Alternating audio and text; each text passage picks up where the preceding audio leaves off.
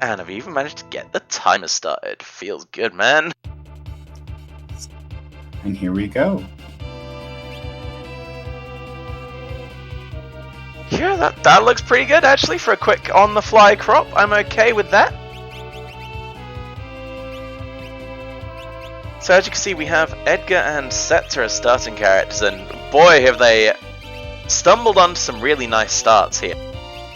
Because first thing you notice is that they have Morph on, I believe it's Setzer, and that's one of the objectives.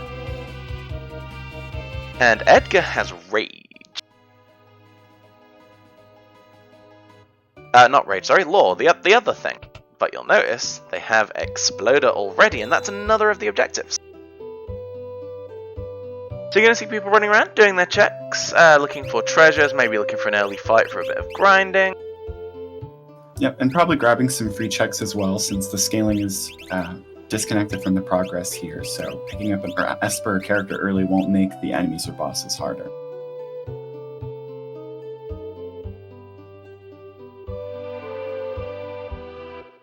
Yeah, very much. We took as much of the difficulty out of the seed as we could tonight. We didn't want difficulty for the sake of difficulty when we'd already added on extra objectives.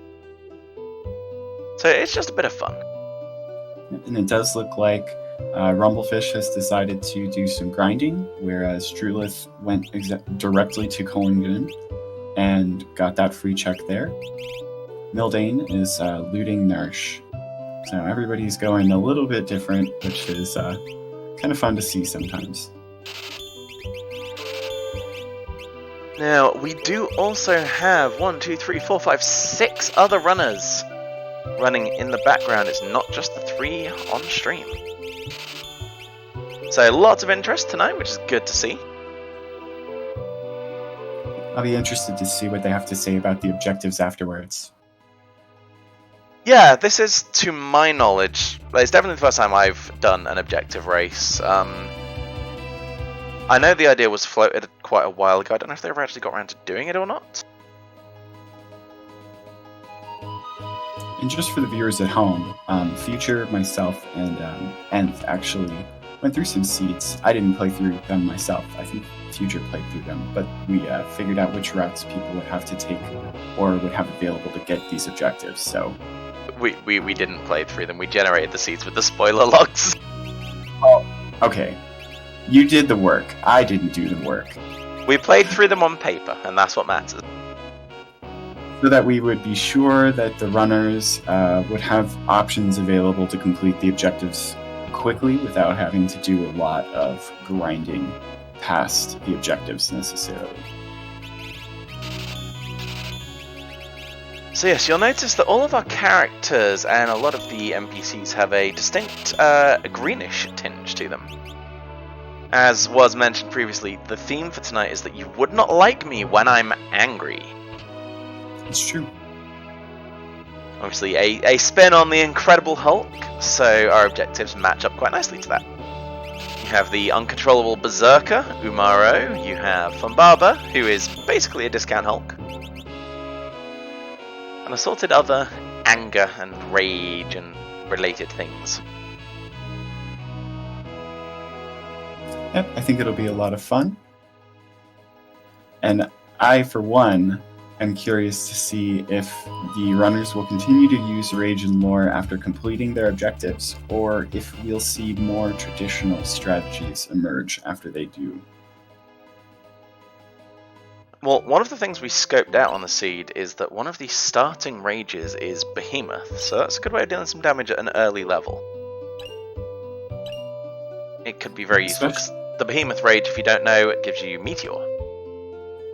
That is not necessarily a spell that you want to be spamming in the late game, but it is a good option early on to deal damage, like Future said, especially because you don't have to worry about running out of mana when you're using it from a rage. And Meteor is defense ignoring. Yep, so even if it's not the highest power, it will at least ignore defense, and it is a reliable source of damage.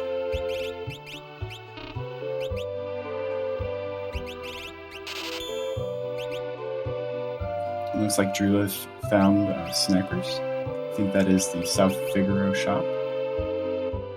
It is indeed. That is a good weapon throughout the game, but especially early on. So I wonder if we'll see it. I mean, it is World of Balance of Figaro. That's a pretty common check, so... And a Minerva, so we'll see if everybody else finds that. And don't forget, happy chat people, if you have any questions about the randomizer, about the race as we go through, don't be afraid to ask them in the chat. We'll answer as many as we can.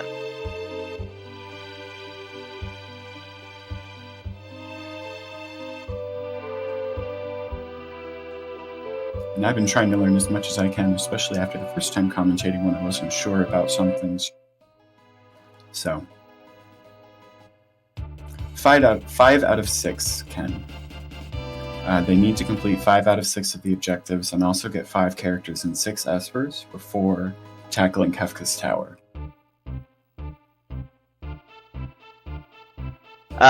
Slight correction on that, they have to complete 5 of the 6 objectives before the final battle. They can complete the objectives in the tower if they want to. But leaving it that late is a bit of a risk. It's a bit of a risk, because if you don't complete the objectives, then you may have to leave to complete another objective, and then you have to walk all the way through Kefka's Tower again. And nobody wants to repeat that. Looks like Mildane also grabbed that chest there and picked up the Minerva, so... Now it is worth noting that while we on the Restream team did generate the seed with the spoiler log, so we know what's coming, we've read through it all, just to make sure the objectives were viable and able to be completed fairly quickly. The racers have not been given that spoiler log, so they are running blind just like normal. So they don't have that advantage. It looks like Rumblefish is already going into a check. Daryl's Tomb here.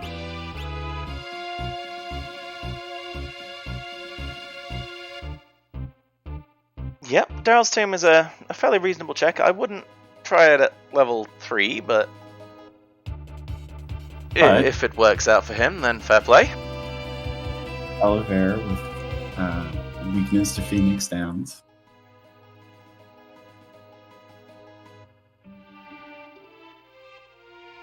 Unfortunately, no experience.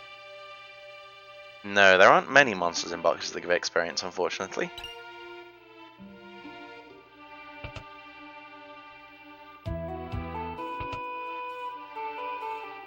And Rumblefish finding himself the first dead check of the run. He finds a force shield at Daryl's team if he can get past Ultros. Now, it is only Ultros 1, so this shouldn't be too difficult. And it looks like we're going for the first completed objective here. I wouldn't be using Exploder at this level. For those who don't know, Exploder, a lore that does your current HP in damage, but then you die, obviously. Looks like the strat is just to get Edgar up, but I'm unsure if Edgar is going to have enough physical defense to survive the turn that it will take to get a potion on him. Yeah, Tentacle, kind of deciding the outcome of that fight, unfortunately. It was a valiant effort. Yeah, it was just the wrong kind of armor on the characters, and just not enough armor. It's unfortunate, because Ultros can really be a joke if you have the physical defense, because he doesn't cast any spells. But if you don't have the physical defense to survive his attacks, you can't really get people up.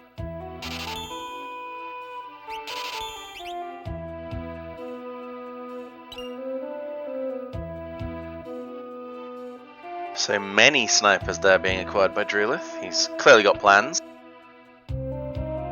Well, maybe he's anticipating that he's going to see a character with rage looking at the objectives, and it was pretty successful for him to use snipers with that trooper rage. So it was indeed.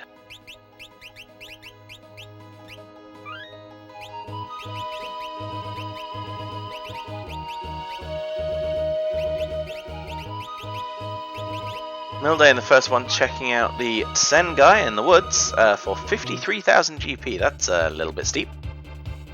Probably going to be coming back to that one later, I think. Yep, or maybe checking in the World of Ruin to see what the price is there.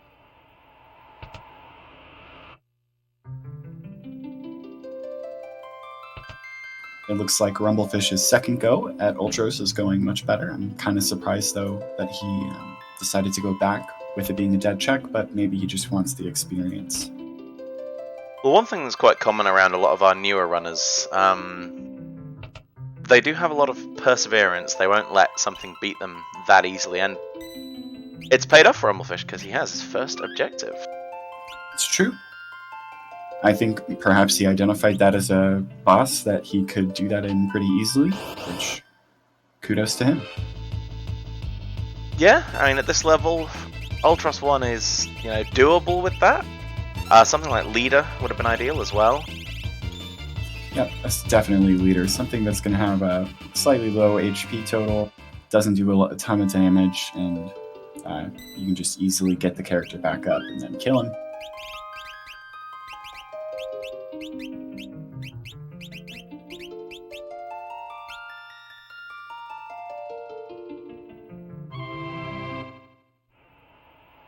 So, what's next for our intrepid runners? Is that Rumblefish taking a trip to South Figaro? Drillith has cleaned out Nash. I think this visit to World of Ruin South Figaro is pretty good. The outside chest changing here between the World of Balance and the World of Ruin, which is fairly new, is a really nice way to get a couple of extra pickups. And with Edgar, you get a discount in these shops. Meanwhile, Drew has struck gold up in the skies. He's found himself Humbaba, one of our objectives.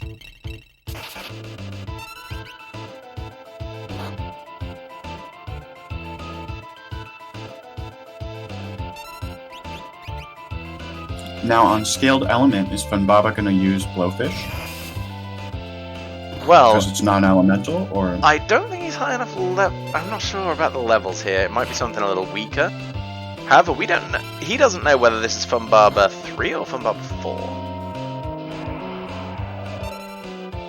And judging by that, this was Funbaba 3.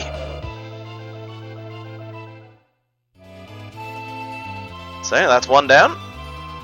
But it's a bit unfortunate that it's a bit unfortunate you don't get a reward, but you do get that objective knocked out right away. It's still a check, so you do still get a reward for it. Yeah. It was a dead check, though, so the Burrow Lance is nice, starting with Edgar especially, because he'll be able to use it, but... Oh. Edgar got sent to the airship with that Baba Breath, and it looks like Drulith forgot. And Drew also appears to not know you can't escape from a pincer attack without killing one side. Unless you use a warp stone. So now he can run away all he wants to, if he survives. Fortunately, you don't get the benefit of being in the back row either, so...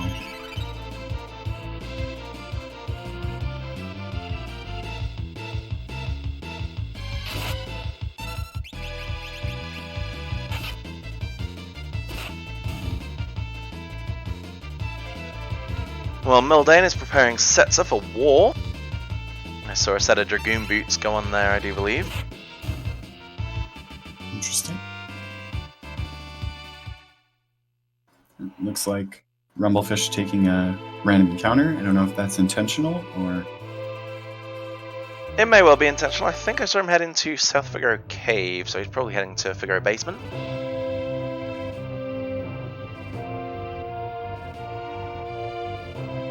Mildane also finding Funbaba in the skies.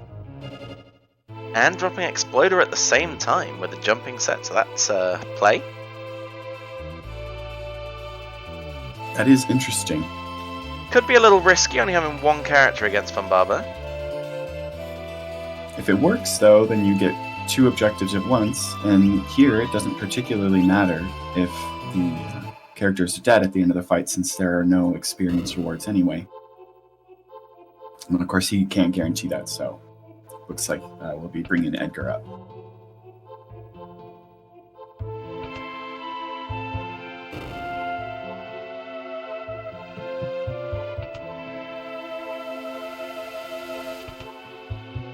Ooh, there's step mines, so I guess no blowfish.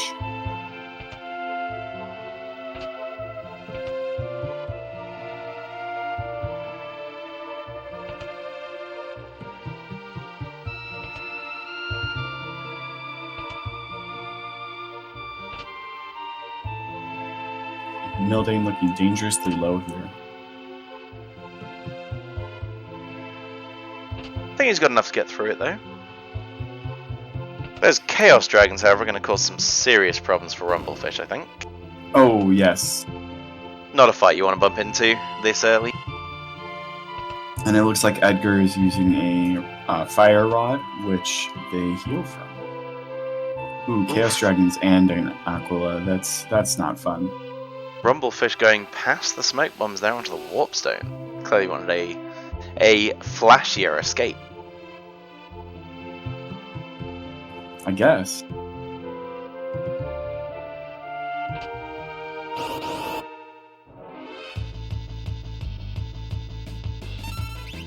we have another one taking that monster in a box in Daryl's team. Out comes the Aloe Vera again. Honestly, I think this is a fairly good one to take. Not necessarily the location. I prefer to take check ones like in the beginner's house in Narsh because it's right next to a save point and not in the middle of the check, so I can just try it and then set and leave if it sucks real bad. But Aloe Vera, I believe, gives the Tiger Fangs, which is a pretty good stat stick early on. And so Rumblefish has found there is a lurking murder child at Figaro Basement. That's pretty good. I think this is a fairly good check to take early with Edgar starting, just because, especially in a seed where you don't need to kill the dragons, there are quite a lot of chests. Some of them in the Figaro Basement itself are pretty easy to grab. Unfortunately, Ancient Castle's a bit more spread out, but also free, no boss fight, so... Drew there making a difficult decision and deciding to exit Daryl's team in the most graceful way possible with the reset button. Yep, I never understood why people said, well, you can check Daryl's tomb, and I was like, oh, because you can reset. I was not a speedrunner before I came to this community, so some elements like that were a bit foreign to me.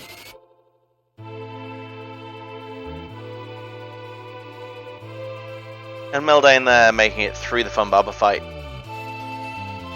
Having used Exploder, that puts Mildane in the lead. Getting both of those at once worked out pretty nicely for him, even if the fight did take a bit of effort. And I'm sure we may see those Dragon Boots go on Edgar, if Edgar can use the... or if Setzer can't use the Lance. And Rumblefish encountering Atma Weapon.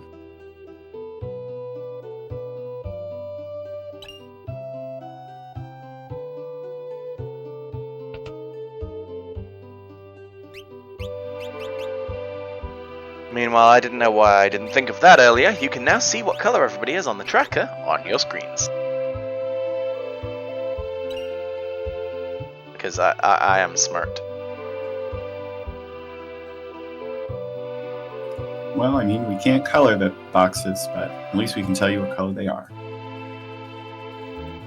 So, for a little bit of background on tonight's restream, your restreamer has a cold, and has a lot of medication, so bear with me.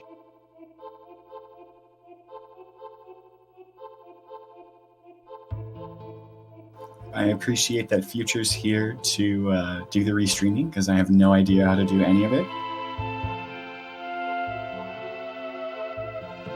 Yeah, I wasn't going to let it beat me. Besides, this was going to be fun, so...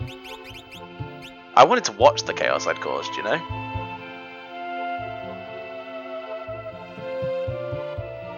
So, shout-outs for upcoming streams, I suppose. The big one next Friday at 8 PM US Eastern Time. Our very own Ravlin will be doing a charity run of Final Fantasy VI from Marathon. I will try and grab a link for that, but definitely go and tune into that. On Wednesday at 7 PM Eastern, we have a Kefka Grand Prix restream, and at some other point next week, though we're not sure when yet, there will be another restream for Kefka Grand Prix.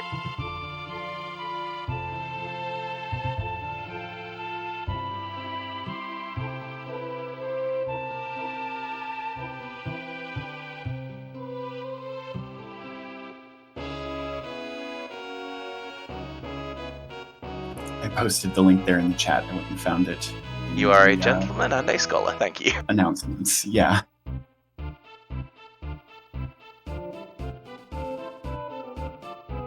So yes, everyone should go check that out. I'm really happy to see that Worlds Collide is going to be run in some marathons, not just that we host. I really love this game, so it's fun to see it in other places. Indeed, and we do have such a great community. It's great to see, things like charity runs coming out for these marathons, or for a good cause. So Drulith coming up to his Atma weapon fight as Mildane's going to check out the Force Armor. Of course, he doesn't know there's Force Armor there, so we'll see if that changes things. And it is true, this Atma weapon really is putting up a fight.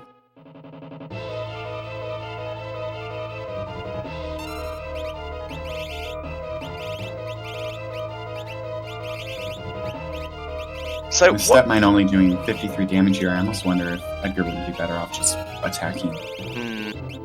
So, what would your general strategy for this be, Von? Honestly, I think pretty close to what the runners themselves are doing here. You just kind of have to throw yourself into it, especially since so many of the objectives here involve defeating a boss while you are using one of these abilities, using the Rage or using Exploder. You want to identify the bosses that you're going to be able to easily get a character up in, or otherwise be able to use these abilities without putting yourself at a disadvantage. So I think so far the opening here is pretty smart from all three of our runners. And it's quite interesting to see that nobody's used Morph yet. Yeah, I am a little curious about that. The objective doesn't say that you have to do any particular amount of damage with Morph, so it is pretty free with the starting Morph, but maybe they're hoping to wait until they've collected some magic points and get some value out of the Morph. Yeah, and Agumike in the chat may be right. You do need a certain amount of magic points before you can even use Morph. True.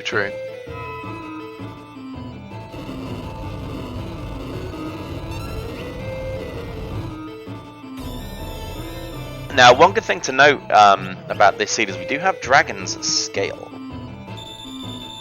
So that means that if, at any point, if they want to... Whoa, I just saw Drulith with one character on 1 HP. That was an oof. Yeah, that's yes, a close one. It does mean that if they want to go and grind, the dragons will be scaled down to their level, which would be fairly helpful to them. So, question in chat, where can characters be found? So, there are a number of checks throughout the game.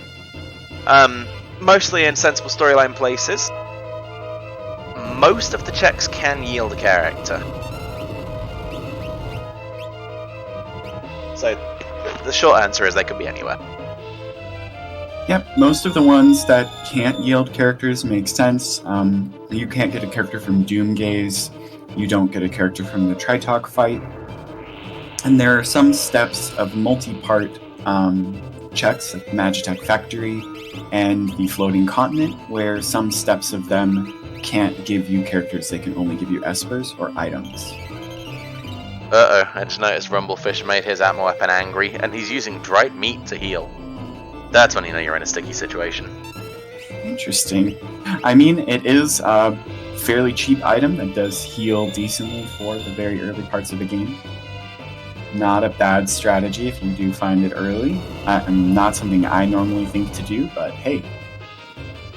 That is terrifying. Atma weapon there, charging up for a really powerful attack, and then sending out a Fire 1 spell. Well, it looks like Drulith did wipe there to the Atma weapon. Unfortunately, he used Fireball, it looks like. Yeah, that is very unfortunate. However, Rumblefish's Setzer is berserk if he can get through this fight. Which is going to be a stretch, given that Edgar's dead and he now can't heal. No, Rumblefish they're taking a wipe as well, unfortunately.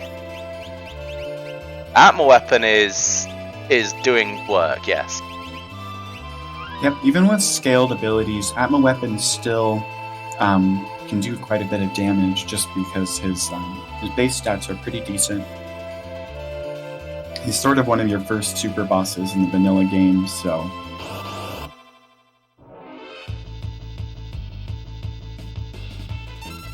Alright, let's see if Drulith stocked up on Revivifiers, and he has. This is going to be a nice free fight for him for a bit of grinding. I love running into the Zombone bros. It's just free experience. And Rumblefish has found Funbaba in the sky, but not with diamonds.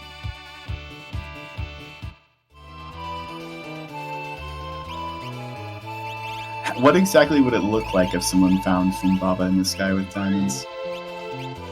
A really bad Beatles cover song. Yeah, there's way too many syllables in Funbaba for that to work.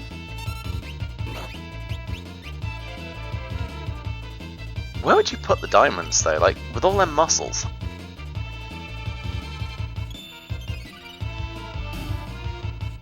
And I'm sure everybody in chat can understand why Funbaba is an objective in a Hulk-themed objective set.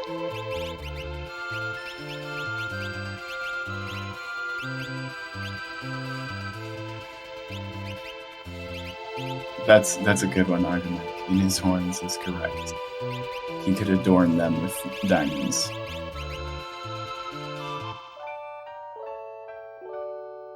He would be pretty.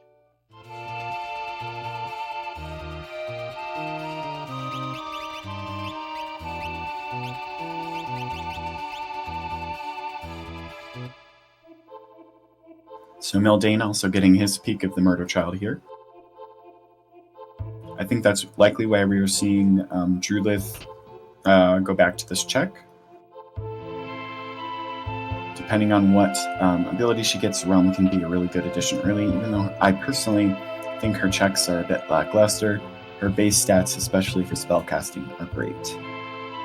I mean, the problem Drew and most of our runners, to be fair, have right now is that their choices for gaining an extra character are this Edgar chain or Kefka and Nash, and nobody wants to do Kefka and Nash with two characters. No. Unless one of the starting characters is Umaro, I won't even consider it.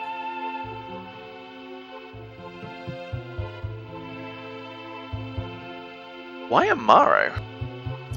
Because you can't control him, so if you could get rods or something that you can cheese a boss early, then you can bring your one controlled character and potentially complete that easily.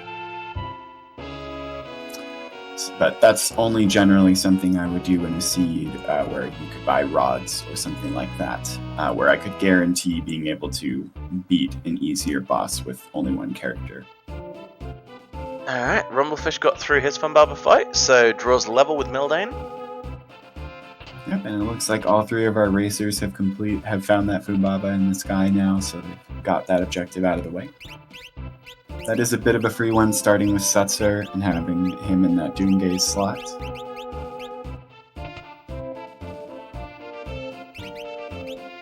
And it's Mildane's turn to fight the Atma Weapon. And we'll see Drew trying again.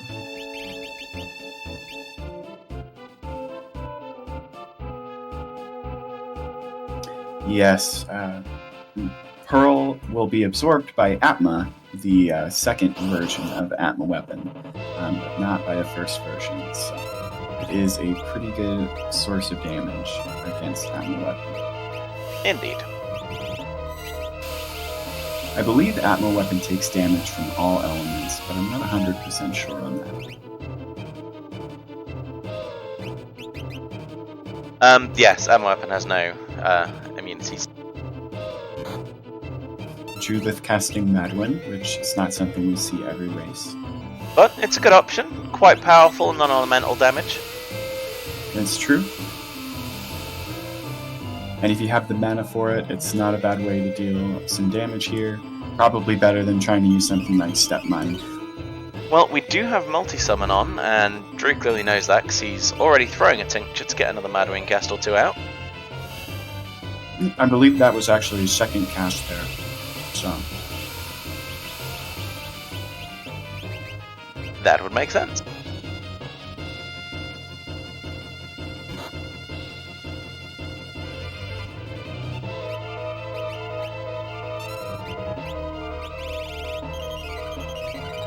Mildane's Atma Weapon also putting up a pretty big fight. The big problem our runners have right now is a lack of damage output. So I believe Mildane got the Pearl Lance before coming here. I think. So I think Edgar has that Pearl Lance on and he's jumping with it, so he can get some lucky Pearl procs, maybe he can take care of this Atma Weapon. Yeah, the Pearl Lance was from Fumbaba 3 at Doomgaze, so everybody has access to that. That's right, that's right.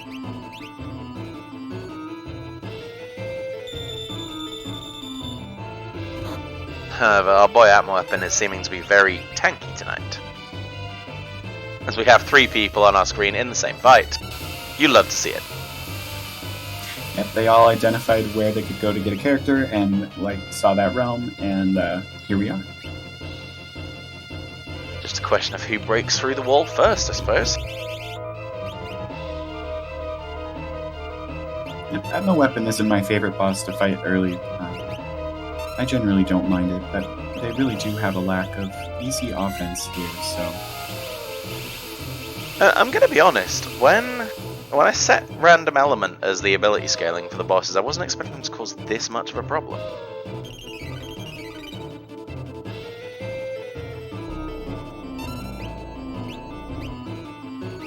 Oh, Rumblefish taking another wipe, unfortunately. I'm not entirely sure what happened there. It looked like Atma got healed. Atma Weapon got healed for a lot of damage. Atma Weapon got healed for about 2,000 damage, and then I think maybe Setzer used something when he was confused that healed Atma Weapon there. Oh, you know what? Maybe Edgar used Pep Up.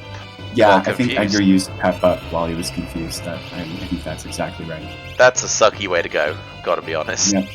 That is the downside of Berserk or Confuse on a character with Rage. They can pick a Rage at random when in either of those scenarios, or Lore too as well.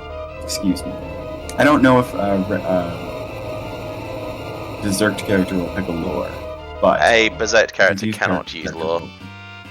Yeah, that's correct. But a Confused character will absolutely pick a Lore. They will cast spells. So that is really unfortunate. So, Renfell saying, his original spells would make this stupid hard, right? Scaling is helping. Yes and no. Because while the abilities are weaker, they're also not predictable. So instead of seeing things like Quake and Flare, you're seeing many other things, including Stone instead of Flare, which is confusing characters. You know, Flare you could reflect, you could shell, Stone you just can't avoid. And the downside of picking a spell like Stone is that Stone, I believe, actually has special effects if the caster is the same level as the target. And because it is party highest level, that is always going to be the case. However, Mildane is also threw out my weapon and picks up a Murder Child. I'm not going to be too happy to see the Realm's special ability is also Lore. I don't think they have anything particularly useful out of the lores, and so having the second one isn't quite that great yet. Yeah, not yet. We did kind of stack the deck on Lores and Rages for this run. So 4 of the characters have Lore, 4 of the characters have Rage. 1 has Morph because you can't put that on multiple people yet. And the rest of the abilities are being put to fairly standard combat abilities. I think I put in Throw, Sword Tech, Blitz, and I believe Jump. It might be nice to see that Jump, if there are more weapons that they can find. And then, of course, Blitz and Sortek, not the best sources of damage in the late game, but something like Sortek, especially if you find Cyan or get high levels, can be really helpful in the final battle. Mildane, I think, looking for somewhere to sleep, get a bit of a rest before going to the ancient castle, which is where Drew is currently heading. I think it's a pretty good call, especially if in Scaled Dragons, if you want to fight the dragon down there in Ancient Castle. I like using these beds every once in a while, just because they're not too far out of the way. It's a good call. It is objectively quicker to just step outside the castle and heal with an item, but if you're trying to save the money, why not head up into that bed? It's free.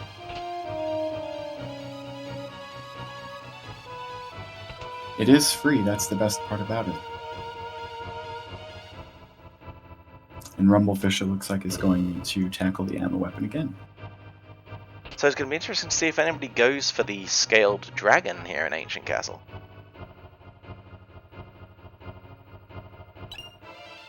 I would think that healing up here would indicate that there was some intention to do that, but maybe just wanted the free heal.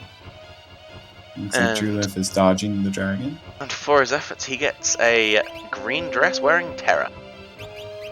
That makes that a pretty valuable Edgar chain there, getting 2 characters, rounding out their party. Plus, but Terra comes with Sword Tech. Yep, Terra does come with Sword Tech, and that is a pretty useful ability. Yes, Terra has a lot of checks, so Terra will open up the routing for our runners a little bit here, and also give them the Sealed Gate, which is a free check and lots of chests, very valuable. Terra is probably one of the most valuable single characters as far as the checks she unlocks.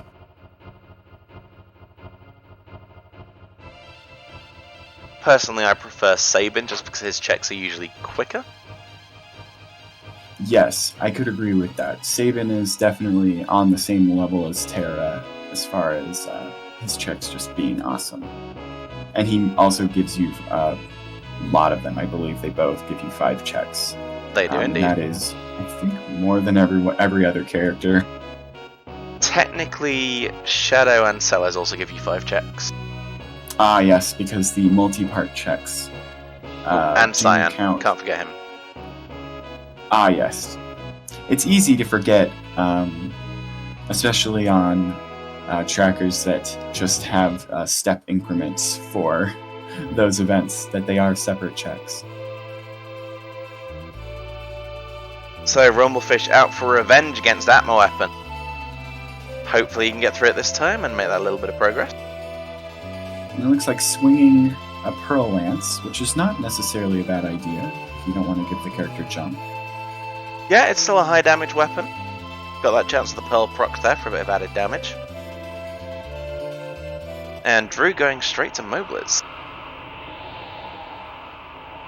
Obviously wanting to scope out what's there, see if it's going to be useful to him. Yeah, well, having fought Funbaba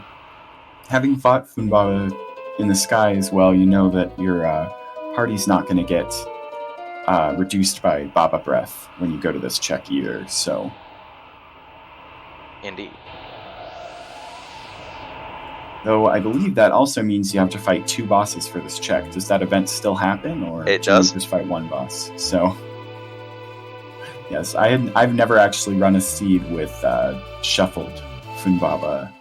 I've never seen that flag turned on. In all my time doing Worlds Collide, I've never ever seen that flag turned on, so this is a learning process for everyone. Oh, and it looks like getting a magnitude 8 on Rumblefish. That is unfortunate. Edgar going down. Yeah, Amp Weapon's being a bully. So Drew heading for Esper Mountain, finding an Esper, or an item, not a character, and deciding not to check it. Yeah, well, there is a free chest right there for your troubles. Here, and unfortunately, it's a tent, but... I think that's an okay strategy here, especially when you have Terra. You just go and check Terra's checks, come back to Esper Mountain later if you need Espers.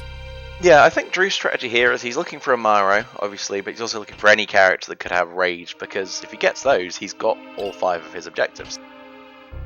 Yeah, that is correct. And he, I think, also is looking for some offense. So there is a fixed dice right there. So there's hopefully someone can use it. That'll be interesting to see if we see any fixed dice rage strategies. I mean, it is original plus random equipment, so Setzer will always be able to use the fixed dice in the seed. Yes. So you always have someone that can use it. And Morph does. Morph would increase the damage of fixed dice here, so. I did not know that. That's pretty cool. Yeah, well, Morph adds to the damage modifier in the same way that Berserk and Rage effects do, so. Oh no, I think Rumblefish took another death to Atma Weapon. He is being a real bully tonight. Yeah, that's really unfortunate.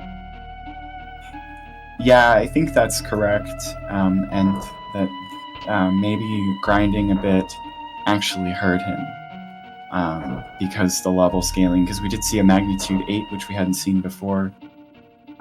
Drulith just found an Illumina. Very nice.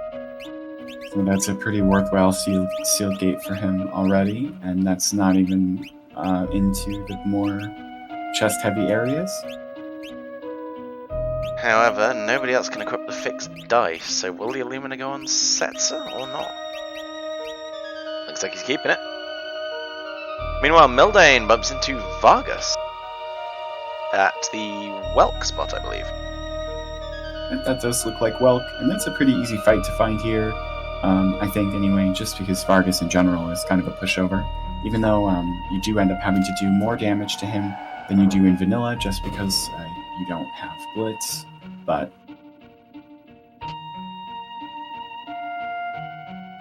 looks like we already have Bolt 3, so. Was that a Gem Box Bolt 3 from Realm? I believe it may well have been, yes. That's a pretty powerful strat. Yep, there's X Magic Bolt 3. And that is a great character to have it on. And a Morph Meteor coming out for Mildane. Yep. That is also a pretty good strategy to deal damage. And complete an objective. One complete an objective, that's correct. It is a little funny to watch Setzer turn into Esperterra, but... I do like the fact that Mildane has taken the green theme to a even further extent, with the green glowing sets there with Shell. Yep. It worked out nicely that Setzer was also the one with Morph there. Rumblefish throwing in the tower with Atma Weapon and going up to Tritok, but he finds a Doomgaze. I'm not sure that's an improvement. I don't think it is, especially because even on the scaled element, you'll still get... I believe you still get... well, obviously the level 5 Doom, but I think he's still going to cast Doom here. So, Sealed Gate has yielded Sabin for Drulith, and Welk yielded Celes for Mildane. Ooh, that's two very good characters. Well, I wonder if we'll see Mildane and Drulith diverge a bit here. Mildane may not value the Sealed Gate as much, but, I mean, obviously with an Illumina there, it's a pretty good check. And Terra is also a vanilla character that can wear that Illumina, so if you want someone else to be able to wear the Illumina to give Setzer the fixed dice.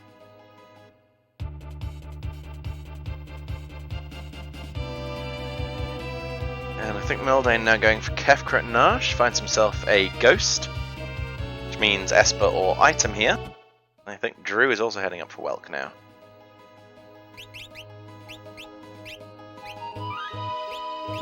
Perfect time to be doing Kefkrit Nash, really, once you've got 5 characters, because it means you can have a full battle party. Yep, that's right. It looks like Doomgaze is not using Doom, but Wind Slash there, I believe, spelling Doom for Edgar. You had to say it, didn't you? I did. I couldn't stop myself. Commentator's curse, how could you? And another Doom straight after, you're just mean. Yep, well... It happens. Oh, and another wind slash, so I think poor Edgar's gonna go down.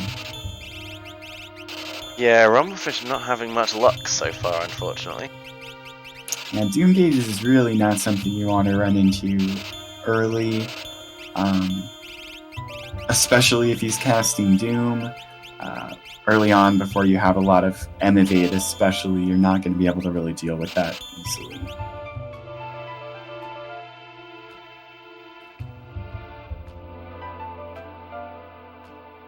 I wonder, I don't imagine we'll see Rumblefish go back up to Tritalk with the way that fight went, just because you know it can't be a character and he doesn't have Umaro to, or he's going to try and grind the Doom Gaze?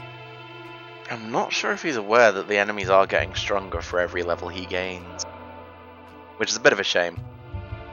Yeah, that would be unfortunate. Mildane has stumbled onto the fact that Sellers has raid, which means that's another objective if he picks the right raid. And there we go with Behemoth, and out comes the Meteor straight away. I think out of those rages, Behemoth is the best. Yeah, Behemoth's definitely the top rages. option at the start. Yeah. I don't have an encyclopedic knowledge of the rages or anything, but at a glance, it didn't look like there was anything else notable. No Stray Cat for crazy weapon modifiers.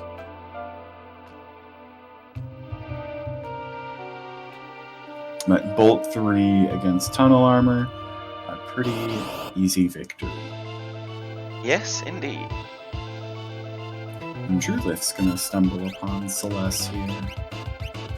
Which is good, because I don't think he has a character with Rage yet, even though he's met the character requirements. He doesn't, but if he takes the time, he may notice that Sabin has another trick up his sleeve.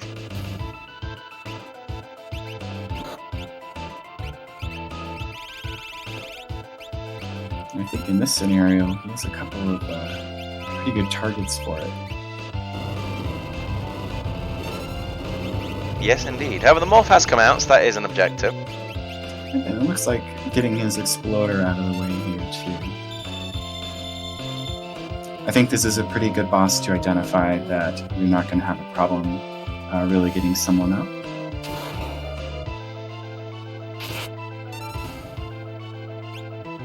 He does need to check Sabin's spell list, though.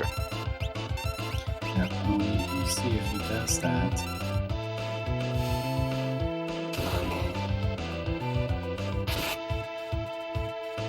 But if he gave Sabin an Esper, he may not even realize that there's a reason to check the spell list.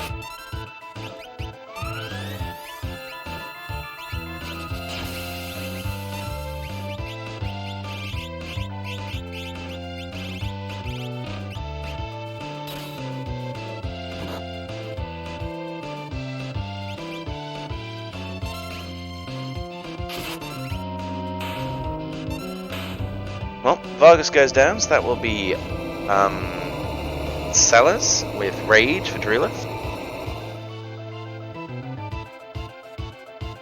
It does not look like he checked the spell list, so maybe in a future fight. But why would he fight me? Though I feel like Rumblefish may want to fight me at the end of this. Yeah, I don't think Rumblefish is having the best time with the seed.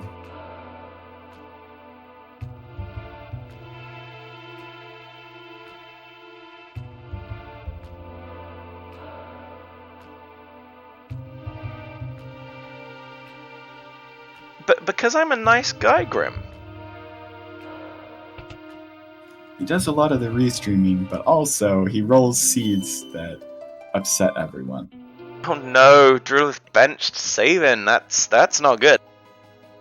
That is unfortunate. Mildane about to go and get his own Sabin. Let's see if he finds it. And Rumblefish had Edgar get confused in this battle here, and then Edgar used Exploder on himself, so... On the plus side, the outcome was the same as if he'd used Exploder or anything else. Yeah, except he probably could have used it killing one of the enemies here. I'm not sure it would have done enough damage, to be honest. So yeah, Grim has caught on. Sabin has Berserk. A natural magic at level 12. Yep, so fairly early on. Now, there are other options. There are Espers with Berserk and Imp. There is also another character who learns Berserk. However, I highly doubt anybody's going to take the time to level Realm to 59 to get it. Sometimes it can be hard to even tell when characters get the natural magic if they all end up on higher levels like that.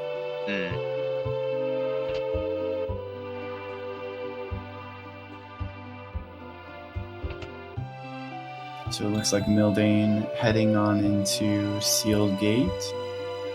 Drulith checking the South Fair, or check here, and getting Phoenix, which can be a pretty valuable Esper to actually summon, but I don't recall what spells are on it. So I guess we'll see when Drulith checks. I would look, but I already have way too many windows on my screens. Yep, it looks like Quarter and Ice, which are not the spells that you really want to see, and I did not see a stat bonus on there. No, and we have Rumblefish still trying to push through that Doom Gate. Yep, and I'm hoping that he... Yep, so it looks like the characters are not divisible by 5. But hopefully he will be able to get through this. It is unfortunate that he is choosing to grind here because of how the seat scales. And we have Mildane deciding Terra wasn't quite hot enough and giving her a bit of a lava bath. Sometimes it happens. I know, especially when I first started running this game, I had a lot of problems with the puzzles there, the bridge puzzles. Even though it's really pretty straightforward, I would always get ahead of myself. It must have really burnt you up inside. It really did.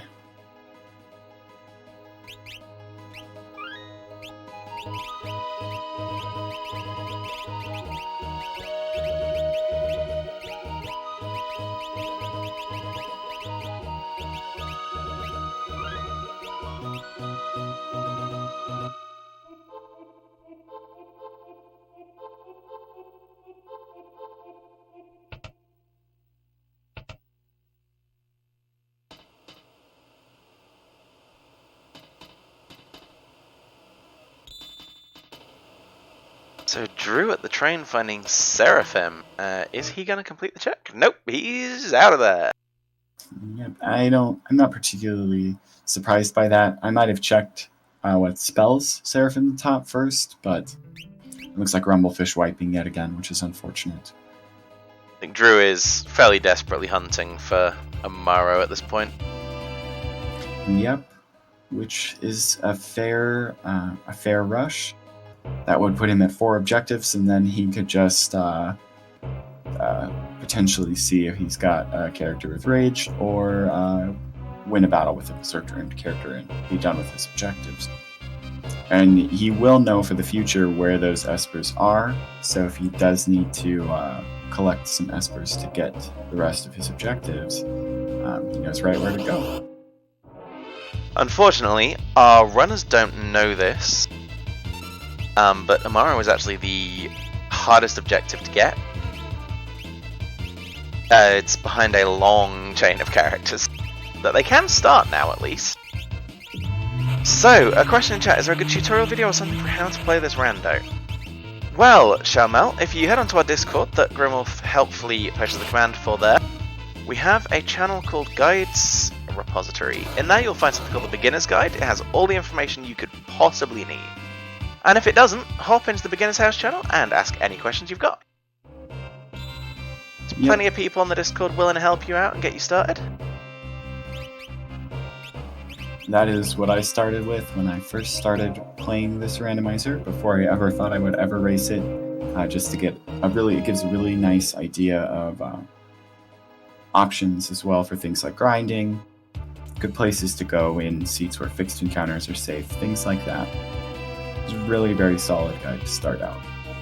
And as Agu Mike said, it is getting updated slowly. It does take time, and it is all volunteers, but it is getting updated to have new information about the recent updates to the randomizer. As for logic and routing in Worlds Collide, it can seem intimidating at the start just because of the amount of checks there are, but it is very intuitive once you get into it. Yep, and the nice part is you always know that you'll be able to get a character or some other form of progression as you move forward. So even if you find dead checks, there is logic behind the scenes to make it so that each seed is beatable. Plus, I'm sorry, go ahead. It's very worth noting that you don't have to play it with the character gating on. There is an open world option which opens all of the checks, so nothing is restricted. It is definitely a bit of a different experience, but it is fun. And I, in fact, did an open world seed playthrough recently with very high requirements, specifically to go through a bunch of the different checks and just try and figure out, okay, what's the best way to go through each check so that I'd be better equipped when I got those characters. So, interestingly, in the runners running off the stream tonight, we do already have one runner with all 5 of their needed objectives. Proof that it is very possible to do this. Yep, definitely possible. I like you, Nth. You can stay.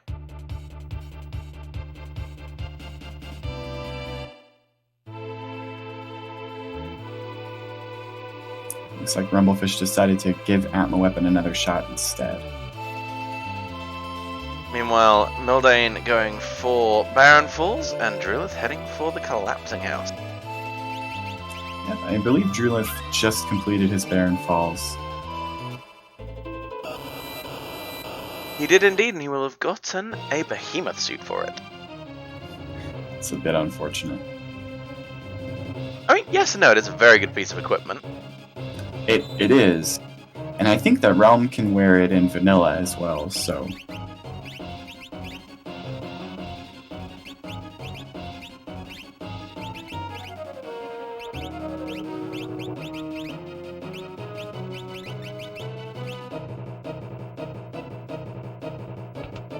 So Drew has found Shadow hiding outside the Collapsing House.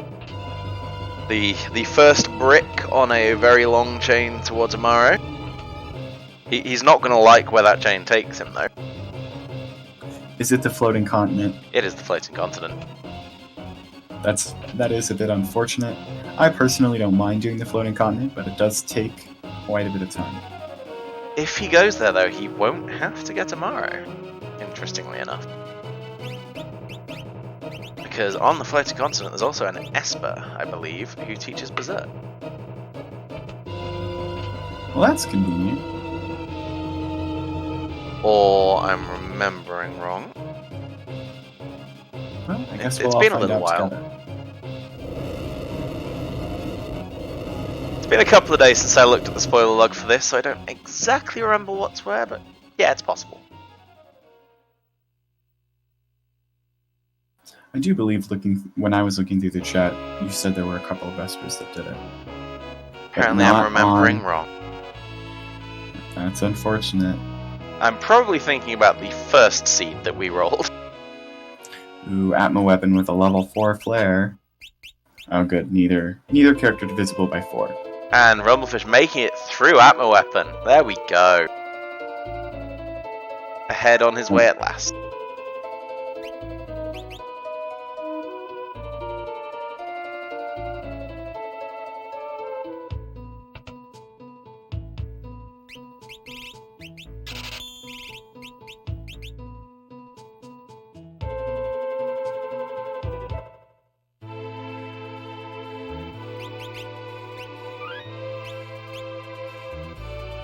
With grabbing some warp stones. And Mildane battling the hardest boss in the game, NPC movement. Yeah, Mobliz is pretty bad for that as well. There are a lot of NPCs that hang out there right at the opening of the city.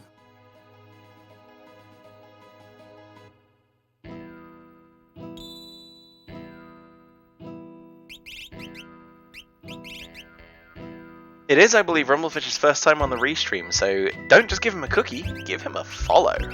And the rest of our runners, for that matter.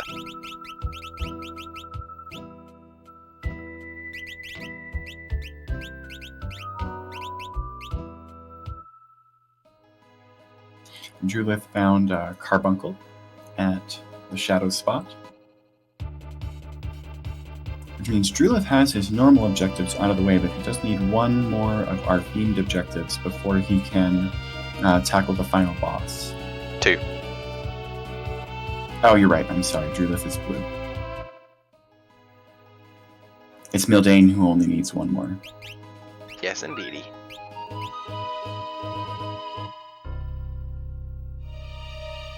Ooh, Drew considering the Magitech factory.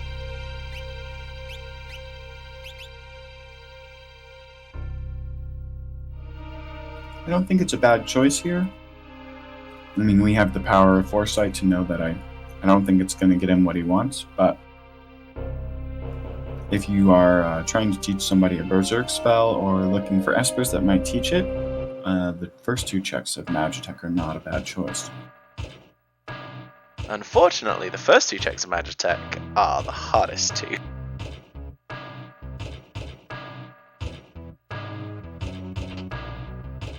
Well, I can't wait to see what it is. Meanwhile, Mildane at Esper Mountain finding Rexel.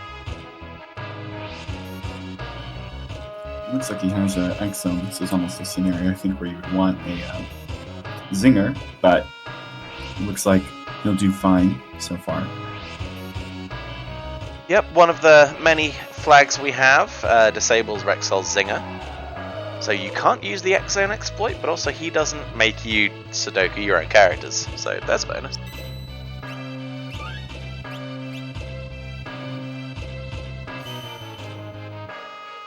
And it looks like Mildane getting fairly lucky with Rexel targeting his abilities on the shelled Setzer. And Rumblefish going for Owz's Mansion first.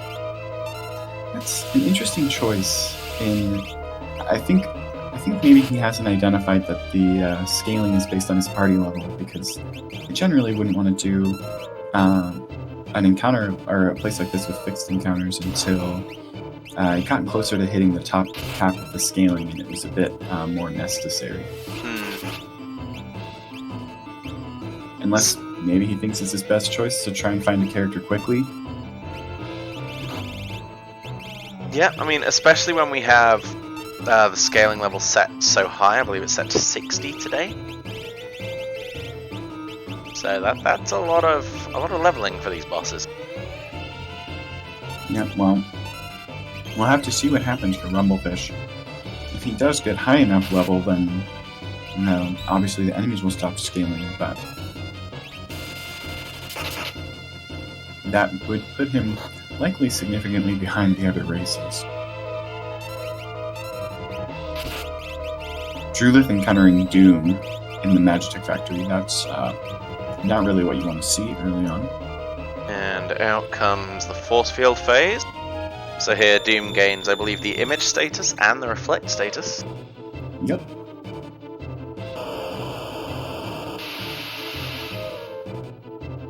Frankly, I don't know if Illumina cares about Image. I honestly don't know the mechanics on that. I don't think Illumina does, but some of these other attacks may miss. Yep. But Image has a 1 in 4 chance of being removed when it makes its target miss like that. So fight enough times and eventually Image will go away. So Rumblefish finding Ultros 4, I believe, in Owz's Mansion.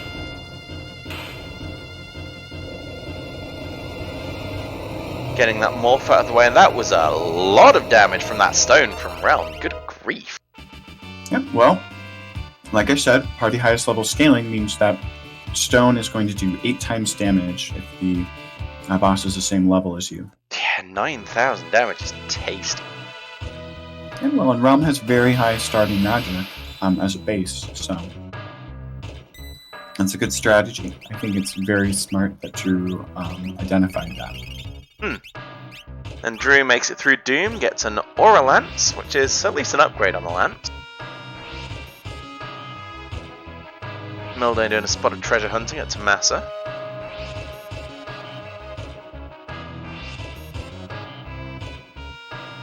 I really like checking these new barrels.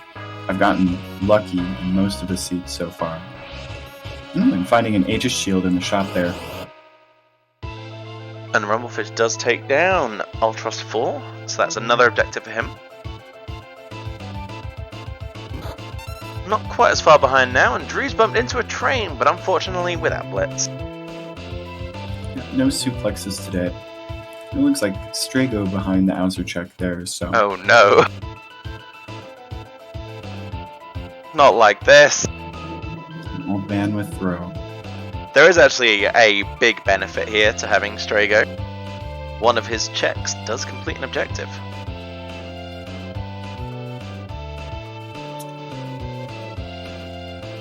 Ah. So Funbaba is a boss for one of them? Or what? No, one of these Strago checks leads to an Esper with the Imp spell. Ah. Maybe Druid will get lucky here and we'll see... Well, no, I guess Phantom Train isn't necessarily going to use Evil Toot. Evil Toot is a good strategy to wait for. I mean, it's a sensible enough one. What the runners could do as well is just go into the final battle with no elemental protection and wait for Imp to be cast there, but that is dangerous. They just have to finish while Imp or Berserk to Neaterific.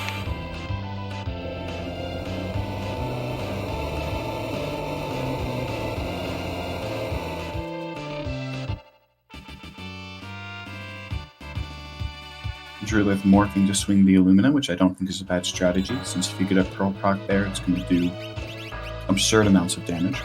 Yep, Illumina go burr. Picks up Palador, fantastic Esper, but with a really bad spell list of Demi. Yes, that is not really what you want to see, and it looks like Drew is going to go all the way through and ride the minecart. Yay! Rumblefish buying some Espers at the auction house, it looks like. Yep, and a good strategy to try and get the Berserker Imp spells. Unfortunately, there's a much quicker way, but I don't think anybody has checked Sabin's spell list yet, so...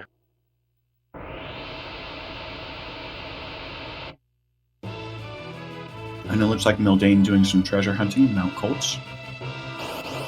Mount Colt's another very good check to be doing, because this also leads to an Esper with Imp.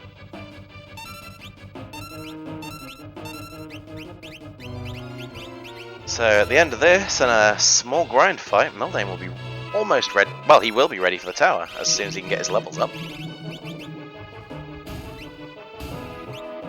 He's like eating ice cream. Are you eating ice cream, my friend? No, I was having a granola bar. Very nice.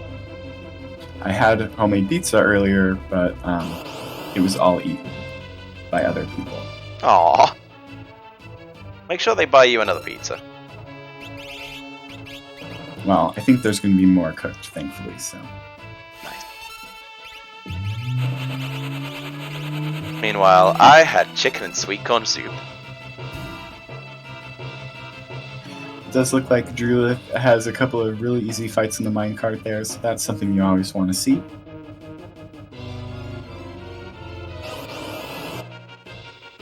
And a little bit of a spoiler here, but the fight at the end of the minecarts isn't going to put up much of a fight.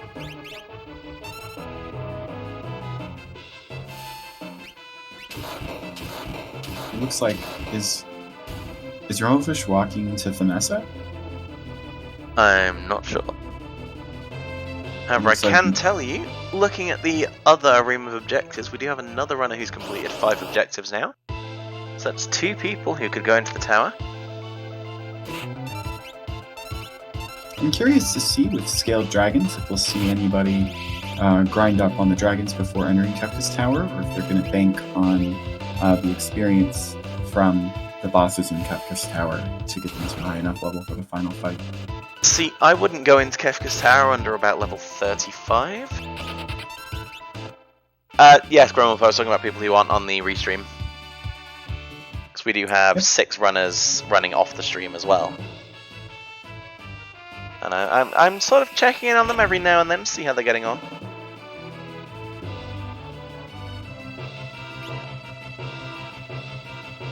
And there we go. Mildane finds Phoenix with the...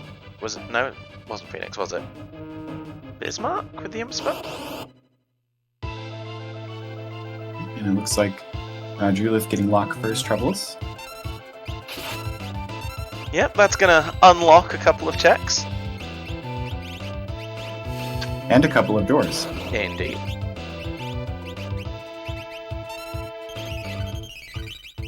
Just gotta go with it sometimes. That's the spirit. And yeah, having Dad here in the sky is a pretty silly final boss to have. In Magitek Factory, definitely not very threatening. So the most annoying part is exactly what he just did, where he casts a bunch of spells and heals himself up a little bit. Wastes a lot of time. Well, not a lot, but some time. So Mildane, seeing the imp spell to be learned, going straight into the World of Ruin. Let's see what his play here is. I'm expecting a trip up the mountain. Yep, I think it's not a bad play here. Go up the mountain, see if maybe you can kill the dragon, because I think no matter what, they always give 50 magic points. So if you want to learn a spell on the quick, that's not a bad way to do it. Very much so.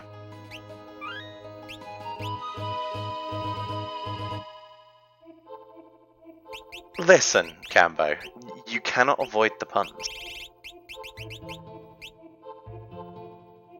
I just really want Future to get into 4th place for the Kefir Grand Prix. That's all I'm going to say about that. I hate you. I really want me to get in the 4th place too. I want to be in that final Battle Royale.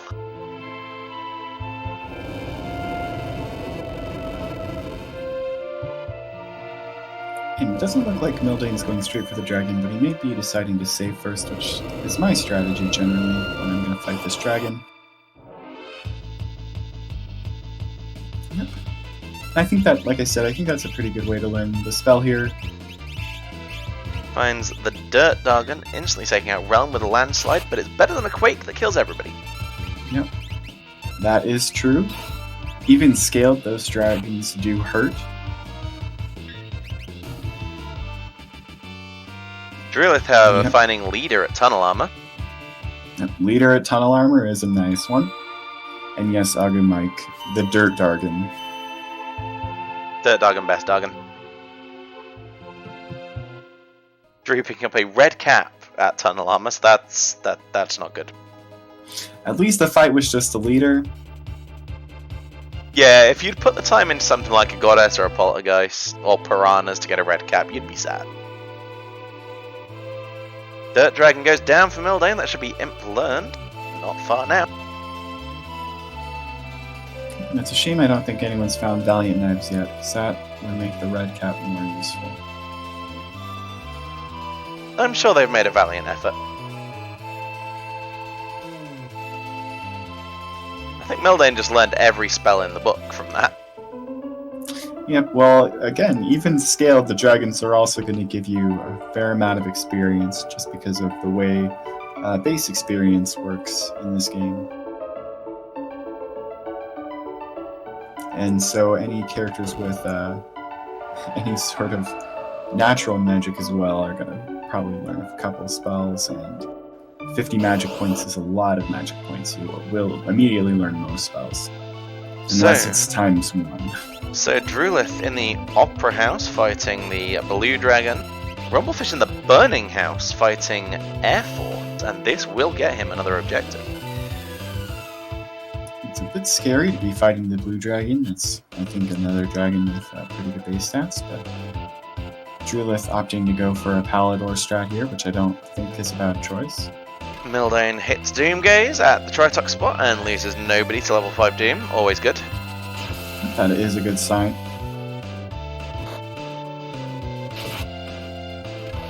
And Air Force goes down. It looks like Realm was dead, which is a bit unfortunate.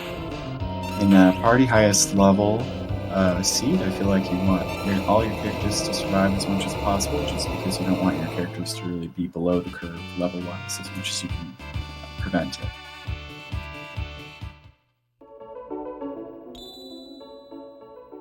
Julith taking out that blue dragon was no real problem. That's good. And an experience egg, which is a bit of a trap in a seed like this, but it looks like he will equip it anyway. And there we go, Rumblefish has Starlet from Burning House, which has the Imp spell as well. Alright, so it looks like we do have more of our runners inching towards that 5th objective here. Unfortunately, even if Rumblefish wanted to, he does not have enough Espers to go into Kefka's Tower yet, or enough characters. Sadly not, he also doesn't have a raid user yet. I see. So he's still 2 objectives down. Drew is heading on up for the Snowfield Esper as well. Looks like Drew might actually just be trying to gain the levels to go into the tower and rely on the final battle to provide Imp. It's a very viable strat. Especially if you know you're going to be able to get the spell.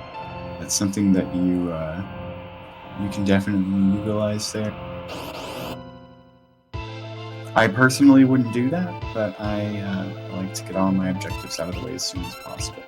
Julith just going right for the dragon here. Ooh, and out comes a Honed Tusk, instantly splattering Setzer across the ground. I think the Palador here is a pretty good strat, but it's unfortunate that Setzer went down before he got it off.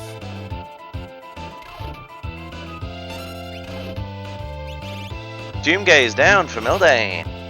Yeah, I think he got a juicy Illumina hit there.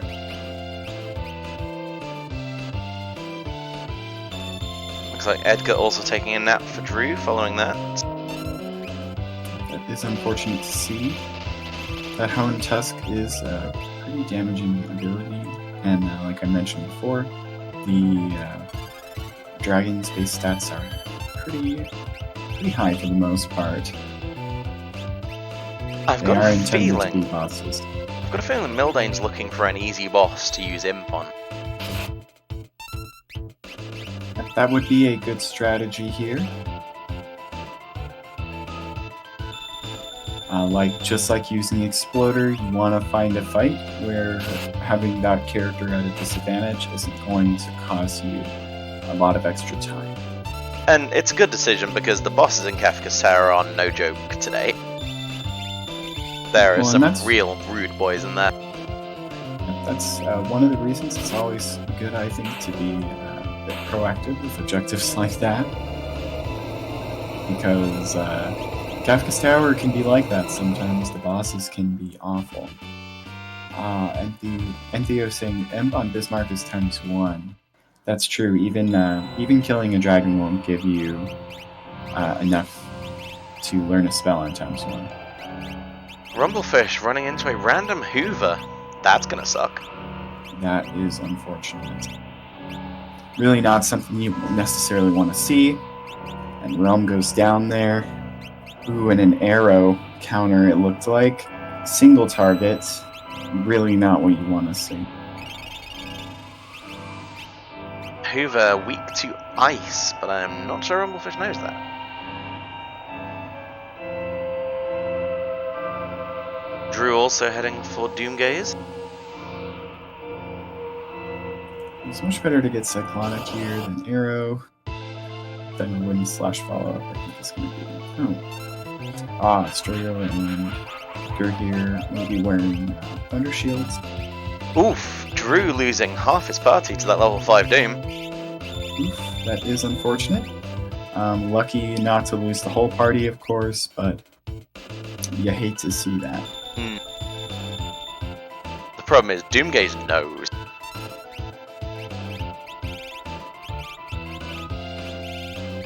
You can normally count on Doomgaze to show up when he can do some really nasty things to you. Meanwhile, Mildane up at the Blue Dragon, sending out a double bolt 3, I believe, which is going to do a lot of damage. Yeah, that is going to be quite considerable. Especially on that murder child. Enough on its own to take down the blue dragon. Yeah, well, that would have been over 10,000 damage, so... Nth makes a good point in the chat, however, he isn't going to have many non-main party characters in Kefka's tower, so it's risky. Yeah, it is a bit risky. Having only 6 characters right now means that, it's only 2 extras. And from what Future is saying, it sounds like some of these bosses are really challenging in Kefka's tower. But it would not be a bad gambit to try and maybe get ahead of the other runners.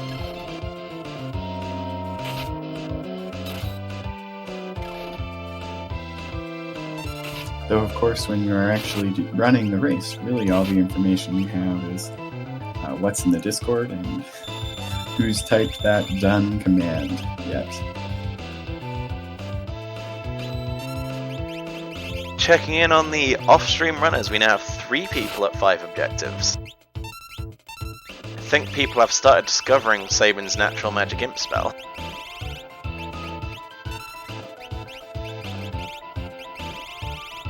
I have tried to get better about checking that natural magic, but it can be difficult to find, especially if you already have enough Espers to give a character an Esper right away. You won't see that magic command before you've taught them spells. Doomgay is trying its best to give Dree the business here. Looking like a little bit of success, at least in killing Edgar. Meanwhile, Whirlwind is unfortunate. Mildane's Terror is ready and imped. However, this is probably not the check you want to go to right now.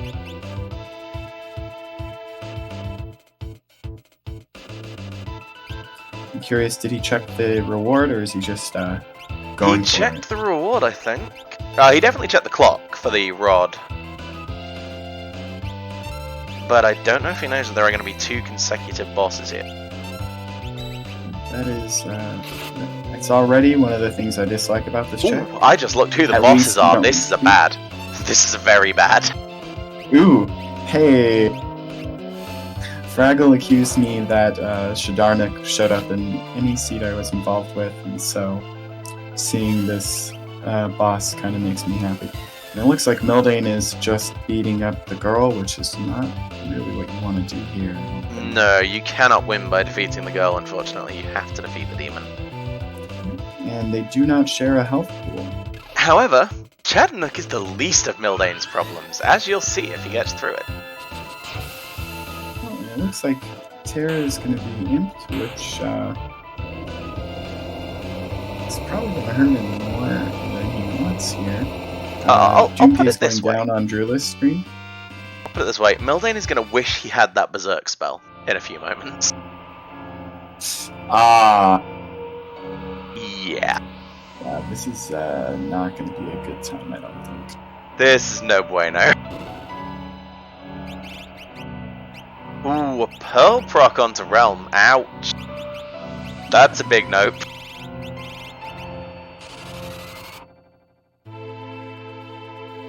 Rumblefish cracking out the Imp against Tunnel Armor. Definitely a good place to do it, in my opinion. Oh yes, definitely a good boss. Tunnel Armor is not going to hurt you. Maybe with normalized stats on and random scaling.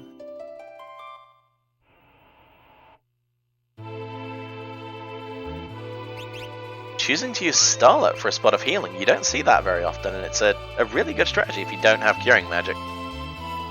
It is decent, especially if multi-summon is on. Obviously the animation is a bit long, but Starlet's not too bad. And it is a nice heal. So, everybody currently 1 objective away from finish. Yep, and Rumblefish grabbing that Berserker Imp is nice, since he will hopefully find a character with Rage here shortly. Now, one thing we haven't discussed actually in the build-up to this. If Mildane makes it through this with the imped character, and then wipes to the boss after and gets a game over, does he get to keep the objective? I think we may need a quick on-field decision on that one. What do we think? I'm not sure. I mean, going in that there are 2 bosses here. So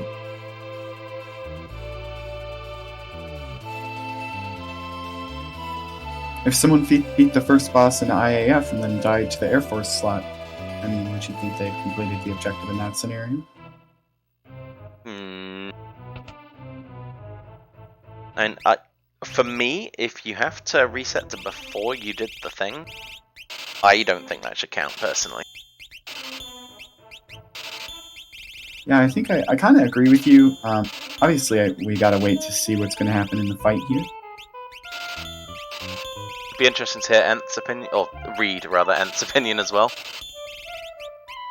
Because I feel like you wouldn't count, obviously for reasons inside the game, you can't count a check, you can't complete the reward towards your things, but obviously we wouldn't give them the credit for that if they didn't actually complete the checks. So I'm curious to see how the fight goes. Still beating up the girl though. That is unfortunate. It is. You hate to see it.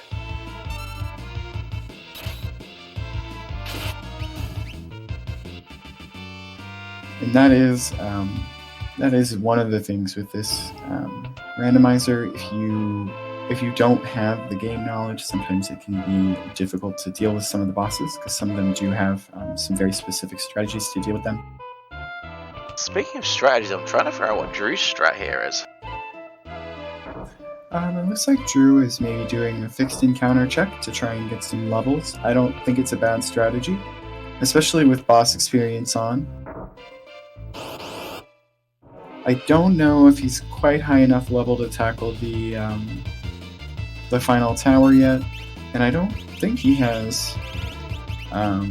He doesn't have all 5 of his objectives yet, so maybe he's looking for an easy boss and hoping to be able to. I think he has imp at this point. He does not. He's not gone to any of the places that will get him imp unless he checks save and spell list. But Sabin isn't in the party. That's unfortunate, because now would be a really good time, I think, while he's sort of gathering those levels to get that out of the way. And there's the reason Mildane may have been a little hasty in marking that objective complete. Yep. Looks like Oh, sorry. Excuse me. He already had that.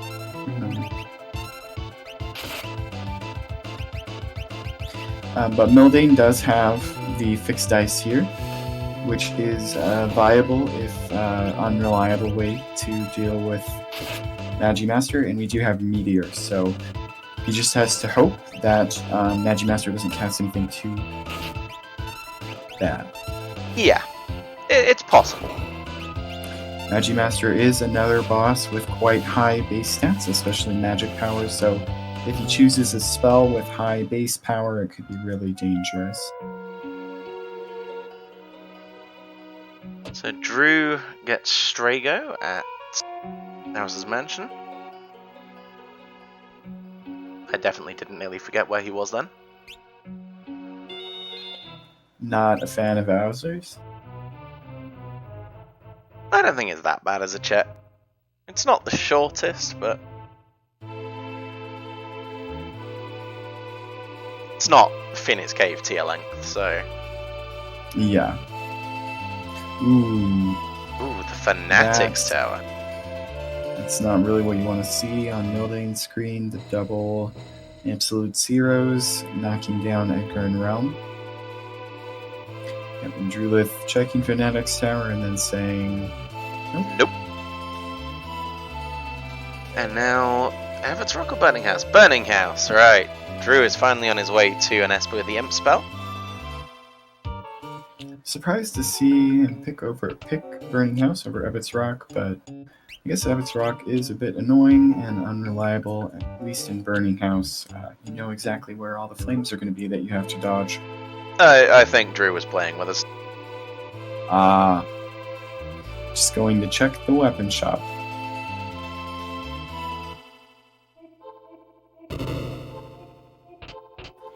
Looks like Mildane electing to just try and bully the Magimaster with the fixed dice.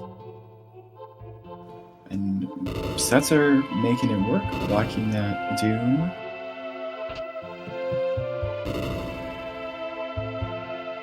And Drulith taking the Abbot's Rock, which doesn't surprise me. Meanwhile, Rumblefish heading through the ancient castle. It looks like taking a couple more fights. I really kind of feel bad now. I mean, I hope it's good and it's bad, because it's good in that he's getting the experience to get the levels for Kefka's Tower, so it's not the end of the world. Now he's gotten through that early push with the tough bosses. Yeah, it is not the end of the world, and it will benefit him if he's capable of beating all of the bosses on the way to Kefka's Tower, like you said. It will help him in Kefka's Tower actually having the levels to fight Final Kefka. But in my opinion, it is a bit early to start grinding for him, but I guess he does only need one more character before he does technically have the objectives. Just noticed Terry using the Stunner Sword tech to great effect there, and Magimaster goes down for Mildane. That's always good to see, so he'll be heading off the tower any moment now, I'd have thought. Yep, it is a bit rough. It is a bit rough there, since he had to rely on Setzer, and only those two characters were up, but getting through Magimaster is always something to be glad about. Especially because I believe he got the Mega Elixir there as well, which will be helpful at the end of the game. And Drew, upon getting to the end of Ebbets Rock, gets to face some fishies. Not really what you want to see here.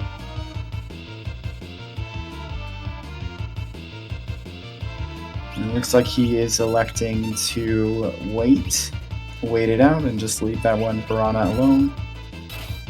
Totally viable strategy.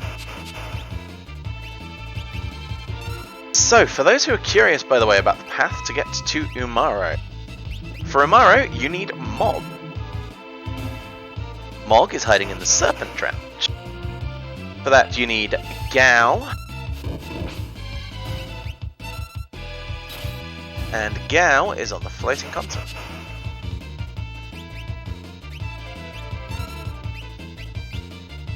So a handful of fairly lengthy checks to get to Umaro. So I'm not surprised to see that absolutely zero of our runners tonight have cleared that objective. But the string from the start, it's pretty rough. Eventually, I imagine the runners found Esper with Imp or with Berserk, and then said, well, I'm going to stop looking for Umaro then and just get this other one. Or they actually checked Sabin and found that level 12 natural Berserk. Yep. I'm not saying this is going to be a while, Jeff Evessen or Moa, because they only need 5 of the 6 objectives. Yep, they don't need all 6, only 5 out of 6. So Mildane is in go mode. He has enough characters, Espers, and objectives. And Drulith is only 1 objective away from go. We're evil, but we're not that evil. Yep. Well, and that made it much easier for Future to roll a seed where the objectives were reasonably completable, since you don't need all 6 to be completable in 1 seed. You just need 5 of them. And as long as the 6th one is available, nobody can really end up in a scenario where they can't finish all the objectives. And by the way, big shout outs to Boo the Runner. Boo, as you will know, a big part of the Worlds Collide community. Very good racer. Boo spent a lot of time with me working on objective lists. We've got a whole bunch of themes that we can choose from with objective. So you may see more of these if they were enjoyed by the racers and by the viewers.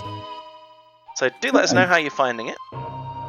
I know I'm having fun commentating it, and there were quite a few other options for the objective themes, so I think it would be a lot of fun to do more of these. We've come up with some real chaos. Yeah, well, and it's been interesting to see people trying to figure out how can I use Exploder and not lose the fight over it, and also get it done as early as possible. Morph's pretty easy, but the Berserkin Imp I think is challenging. I'm glad to see 2 of our racers finish that. Why is Mildane doing a long check? I'm surprised to see him doing Opera here. Maybe hoping the fixed encounters are good for grinding? Drew also going for a long check here, going for Cyan's Dream. I think he's just looking for those multi-checks to try and find something. I'm kind of surprised because he's not using Terra, who I believe has Sword Tech, which is normally a pretty good reason to go to Cyan's Dream. Even if it is a longer check, getting that Cleave Sword Tech is real helpful for the final boss if you're using a character. I mean, for me, I really like these objectives because they're forcing the runners to do things they wouldn't normally do, think outside the box. You know, it's not as simple as blitz bosses, get checks done, go to final battle and win. Yeah, that is exactly the case, and I think it's interesting to see how the runners are sort of adapting to it differently. Where Mildane rushed to, it seemed like, to get the objectives done, whereas the other runners, at least that we're watching, have been a bit slower to get as many objectives done. Not that I think that it's even a bad strategy, especially if you know you have the spell available to get that 5th objective. It is very possible that what Nth said in chat is true, that Drew might be looking for characters to try and find a Mara over trying to find Berserk or Imp. Unfortunately, Drew does not know he's going the wrong way. Yeah, that is the thing we get for having foresight. Is Rumblefish on the Lite River here, and it looks like Pugs are the encounter. That's not what you want to see. That's a big note. Those Cleaver counters are unpleasant. I mean, you could get very lucky with the Pugs here and get good drops, but it's much more likely that you're just going to have a bad time. Mildane really is here showing off the benefits of a magic power based sword tech user, because that stunner is doing work. I think it's great on Terra. She's got surprisingly good stats for it. Even her Fliger is a decent starting, since she's sort of a mage swordswoman type of character.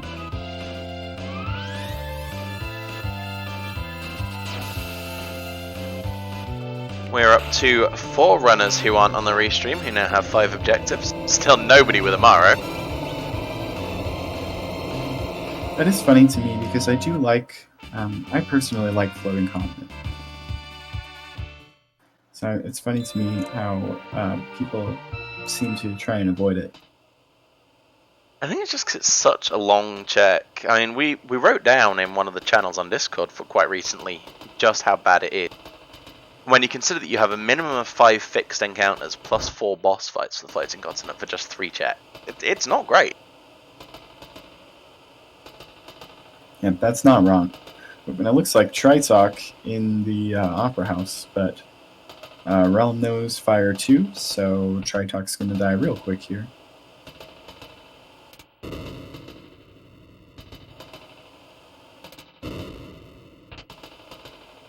So, just to remind people, Umaro is at Lone Wolf, Mog is at the Serpent Trench, and Gao is on the Floating Continent.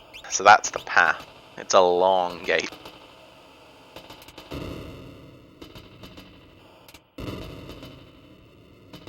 Well,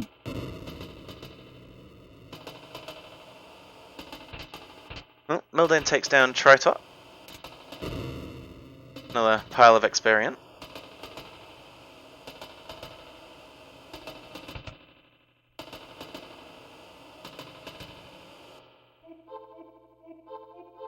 It looks like Rumble got rid of the Pug.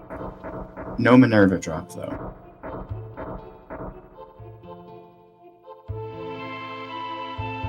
I don't think that particular Pug drops Minervas. I believe it's only the 3 in the monster in a box. I might be wrong on that. Are they not the same enemy type? No, they're not. Well, then you are likely right.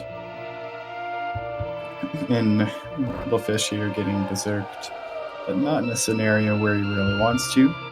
Terra using that Empower. It's low-key, very powerful sword tech. So, the standard Pug, or Tombre, found as a rare encounter in Amaro's Cave in Vanilla, has a 7/8 chance of dropping a Tintinabar, Oof. but no sign of a Murmur. Alright, well today I learned. And Drew has the spicy chicken! It's hot wings time, everybody! That's not what you want to see. And he does not have Terra, so no Stunner sword tech. But I think he will be able to just swing Illumina. He's looking for the stop spell. And Mildane entering the tower. Here we go. Alright. So that'll be our first runner into Kafka's Tower. I'm interested to see how he ranges the parties here. By the way, don't forget everybody, make sure you follow our runners, and if you're feeling like following some rather weird people, follow our stream team for the day. And if you're enjoying what you're watching and you're interested in taking part in the next race of this type, or even just getting involved in the randomizer in general, hop onto our Discord. Got a whole bunch of people and a whole bunch of guys ready to help you get settled in. Yep. And if you want to do what we're doing, you can literally just go in there and say, hey, I want to volunteer. That's what I did, and that's how I'm here. One of us. One of us. We do appreciate everybody who takes the time out of their day to help out with the restream. It's a fairly thankless task, so thank you very much for being here, everybody.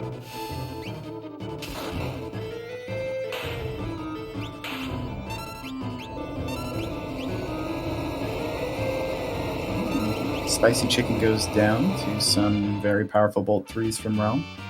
I think he's got Realm with double earrings, or maybe she has the gem box on Julith as well. Oof, Doom Dragon as well. That is a mean Lite River. Leet River is always bad. Never go Leet River. It's never the right option. It's just a fact of Worlds Collide. Yeah, I will do literally everything else before I have to go there. But with Doom Dragons and Pugs as the encounters, you really want nothing to do with it. Although, you can do what Rumblefish just did and yeet a Draenor Sword at its face. Because why not? The old man does have throw here.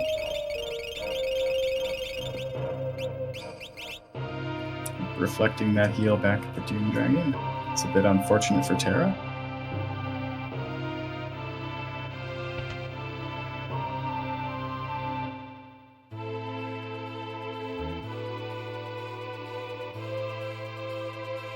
Julith still looking for that 5th objective. Let's see, where are we now? Cave on the Veldt. Swing and a miss. Right character, wrong check.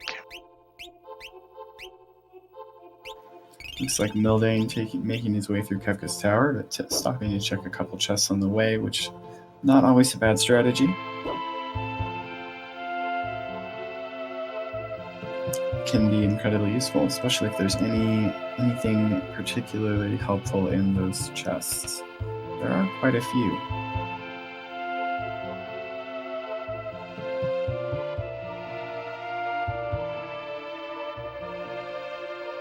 Like Enth said in the chat, Realm has natural magic imp. It is just very high level. I believe 52, Future said.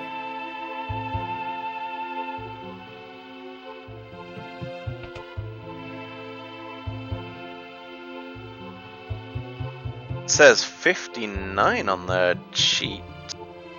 Is it 59? Yeah, the sheet Enth filled in for us earlier, it says Realm lands it at 59. Oh, that's Berserk, I'm dumb. Never mind. It's been a long day.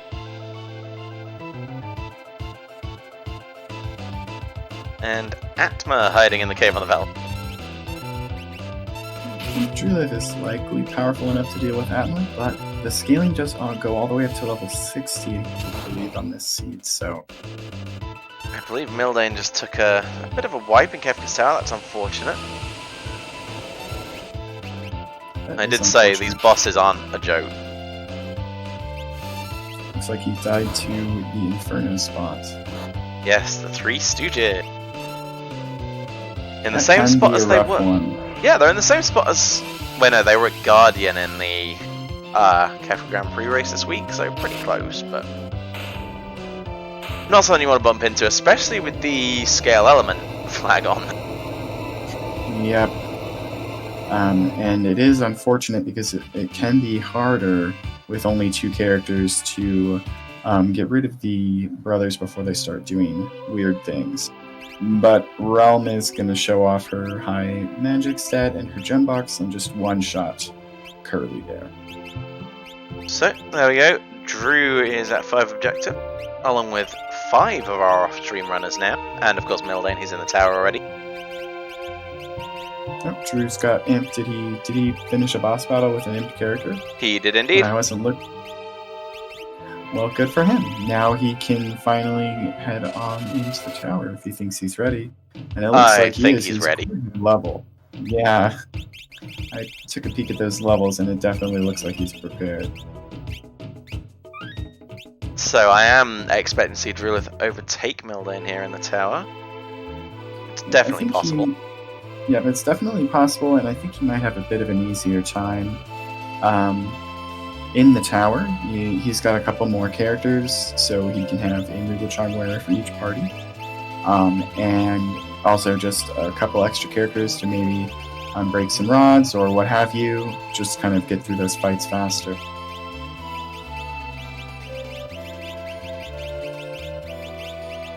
Double meteors coming out of the Murder Child for Mildane. It's an interesting choice, but I guess if you don't have a good element to cast on Mo here, it is defense ignoring. I mean, Mo here does actually does only absorb Bolt. He is vulnerable to every other element, but it is quite easy to forget that or not know that in the heat of battle. Well, I think the strongest spell they have is actually Bolt 3 on Realm here. So maybe he thinks the Meteor will do more damage than the level 2 spells. And it worked, because down go the Stooges, and Mildane's off to the big switch room. Yep. Now, one thing I haven't noticed, does anybody have any way to combat Calmness in the final battle? I have not seen a Fenrir. I mean, having an Illumina is kind of like having a Calmness counter. Okay, everybody has Fenrir, that except Drew, apparently. That was the reward from Kefka at Narsh. Fenrir was Kefka at Narsh? It was. Oh. Golem was Mount Zozo, and nobody's been there. Phantom was Zone Eater. Yeah, so it sounds like Fenrir might be in play. Well, yeah, Fenrir's definitely in play then for 2 of our runners. Drew, meanwhile, is going to have to rely on accessories and Illuminers. And a little bit of luck. Wonder if he was just considering Toilet Atma. I really don't think he needs more levels. No, he really doesn't. He's likely identified that as well. So, Rumblefish has his normal objectives. To finish, he just needs to crack out a Rage, and then he's done. As soon as he's comfortable with his levels, he could head off to the tower and get things over with.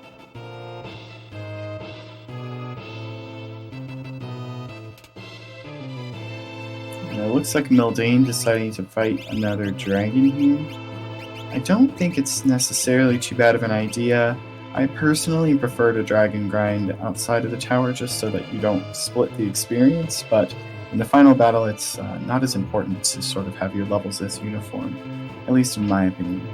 I think we just saw Mildane there take a quick second to look up the weaknesses of Storm Dragon, just to make sure this bolt would do more harm than good. You know what? If you took the time to do it, that's normally more than I do. I just give it a shot. But I do quite like to summon the Google Copter occasionally for that. I use Drulith Tracker, which has a boss search function. It's very truncated information, but still really helpful. The Storm Dragon goes down. And Drulith is taking a shot at the Stooges. And Rumblefish has found a wild Vargas. And is that a random encounter? Or No, that No, is I'm the thinking. Welkcheck. that's the Welkcheck, you're right.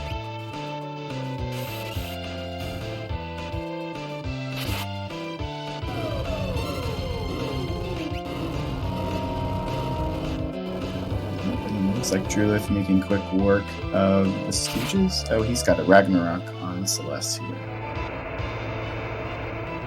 So Yeah. that's not really that surprising. Drulith is the highest level, so we will have the bulkiest bosses.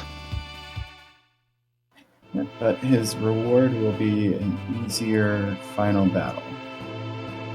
He does also have 11 characters, so many more meat shields. Yes. I used to not care that much about the characters that I brought that weren't my primary four, but it can actually be very helpful to have people to throw items and things if you do lose party members Yes, in the indeed. final battle.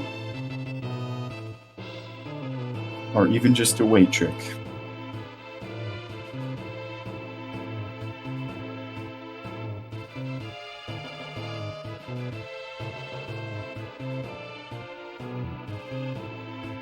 Vargas down for Rumblefish. It looks like he had a bit of a stumble early on, but he is moving through the checks nicely now, doing some good damage, so... And the good news is that Celeste comes with Rage. Yep, so hopefully he can knock that last objective out. However, And then- for me, his levels are not quite good enough for the tower yet. Not without a big ace offense spell that could make a lot of the final fight easier or something like that. He is going to need a couple more levels, so I wonder what we'll see him choose to do for that. A lot of our other runners chose dragons, or our other two runners chose to do a couple dragons at least, and I don't think that's necessarily a bad play for him. He is at a good level to deal with anything they throw at him.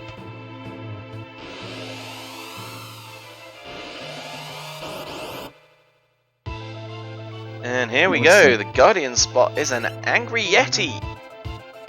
Ooh. Sadly, actually not be- recruitable. That can actually be a bit dangerous. Just not so much his spells and abilities, but more his physical attacks. I think he may have just been taken out in one turn. Let's see the damage on this. Well, that is the Lumina with a Ragnarok and then a. No, he survived. So let's see. He isn't going to survive this, but he survived.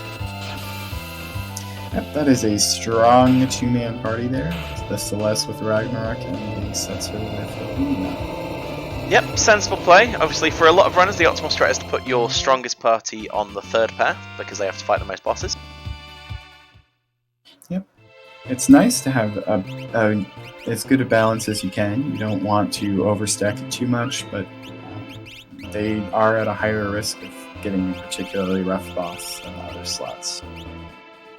So, Rumblefish, I'm not sure why he's going for Sealed Gate right now. There's nowhere to grind and nothing to use Rage on in here.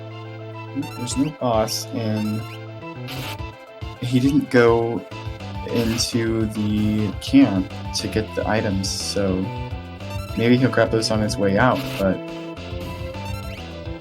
it's interesting. Miljane making his way through Switch Puzzle as Drulith fights Tentacles. Yep, in the That's middle the third statue statue. spot.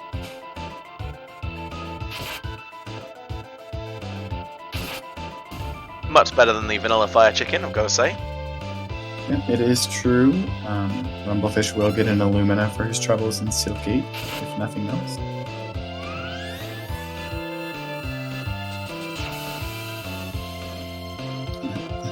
Drulith demonstrating the unfortunate part about tentacles in this slot, and that they pick up one of your characters, but also demonstrating how strong Illumina is. Indeed. And it is very possible that Rumblefish is hoping to grab chests here, and he's just going to grab the other chests on his way out. We may need to inform Rumblefish at the end of this that the items hidden under the ground are not randomized. Yep, they are not randomized. I thought the chests and Owzers were randomized for the longest time. Nope.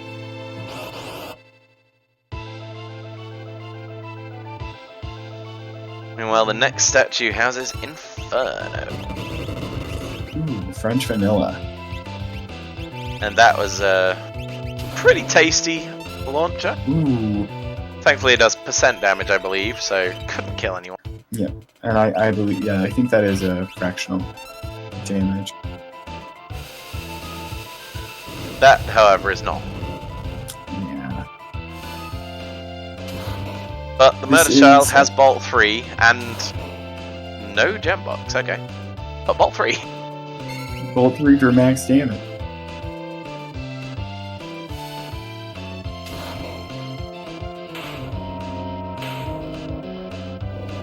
And we have our first finisher. It will come as no surprise to anybody to find out that Zelfa has finished in first place off the stream.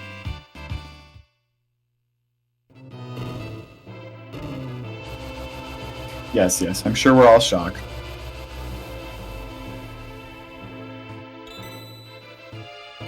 I'm mostly just surprised it's not a 140. I guess it took a little bit of extra time to get all the objectives out of the way.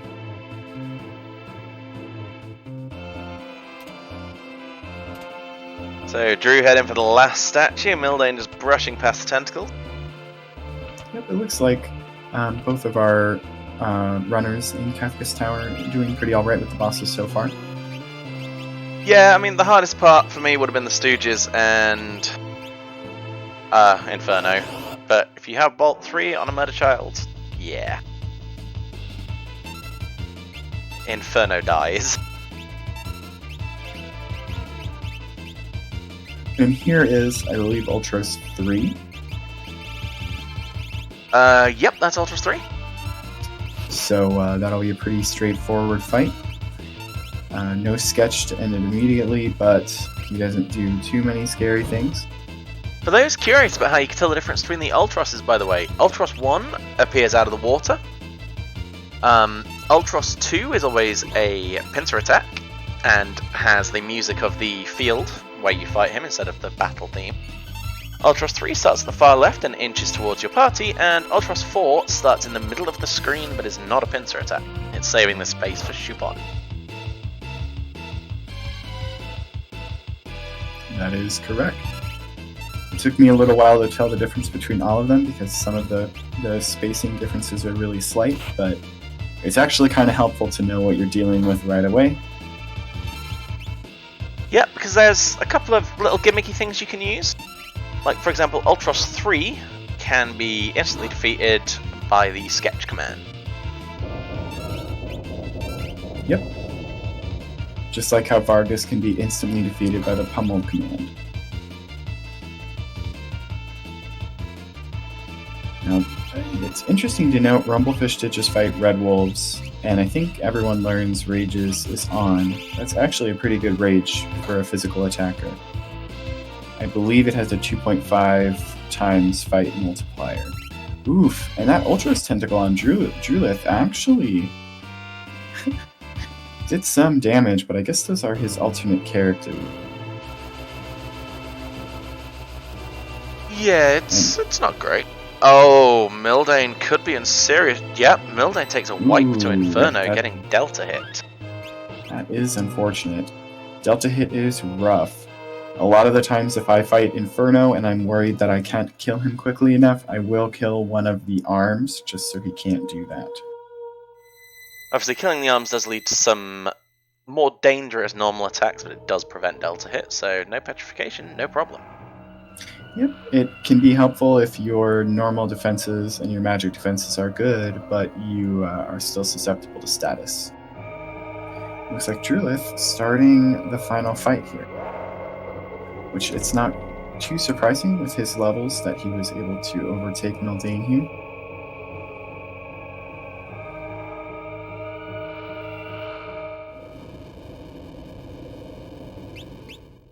That's very interesting there. Remind me after the stream and I'll send you a link to the sheet. So, Drew, into the final battle. And I'm curious to see, I don't know exactly what spells he has access to, but I'm not seeing a mute. So hopefully there is a siren or something like that in the mix, because magic can be so annoying otherwise. And it looks like Exxon, which will help a lot with the long arm in this phase, and tools in phase 2. Well, Siren was hiding on the Velt, so... So no That's siren then. That is really unfortunate. Drew is an experienced runner of this game though, so I'm sure he knows how to cope with that.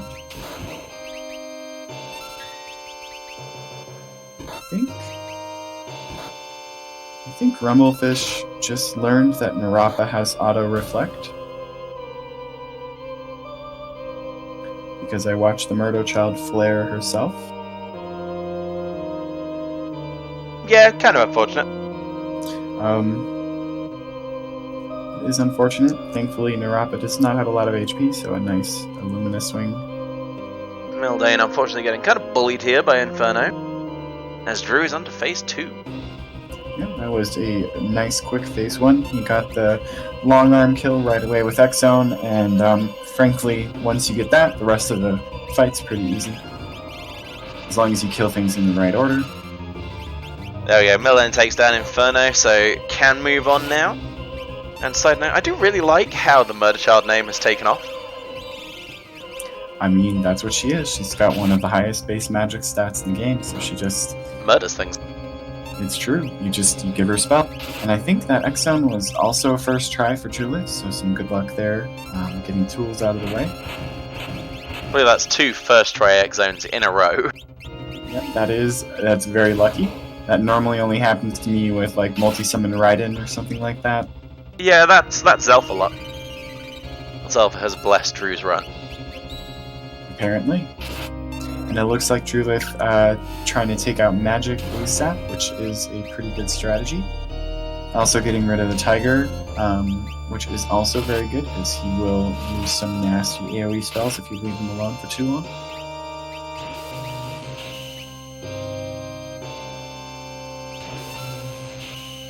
Mildane making his way to the Goddess slot. It looks like Rumblefish taking a run through the collapsing house. It's good to see that everybody has completed their objectives, though. Very good to see that.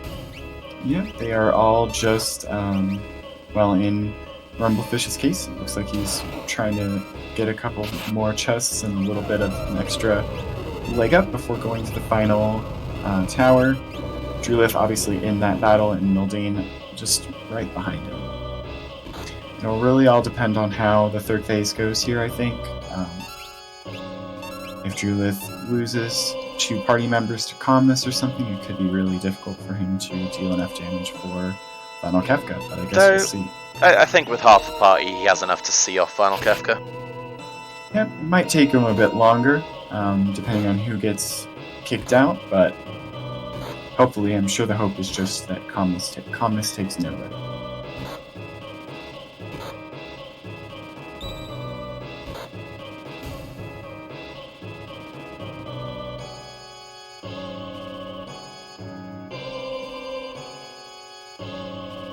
I was saving with the Moogle suit.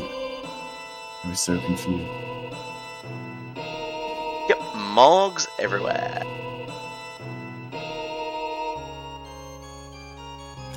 But Mildane making quick work of that Goddess slot. And will be making his way onto the final boss as well. Yep, very nearly done over there. We've got, on Drulith's side, we've got an opening Merton, which does not damage Celestia Realm, so lucky. But unfortunately, a Pearl proc on the girl, really not what you want to see.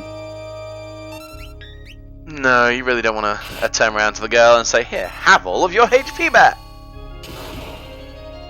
Edgar already on the floor. That was Setzer that killed him. Whoopsie. Unless it was deliberate, but... Did he find a Valiant knife somewhere, maybe? I don't know. That was a bit confusing.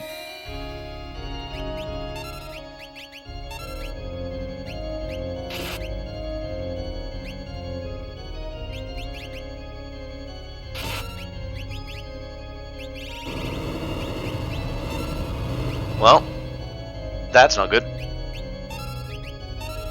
That's not what you want to see. But only one calmness. It goes for Setzer, who blocks it with that Illumina. Yep.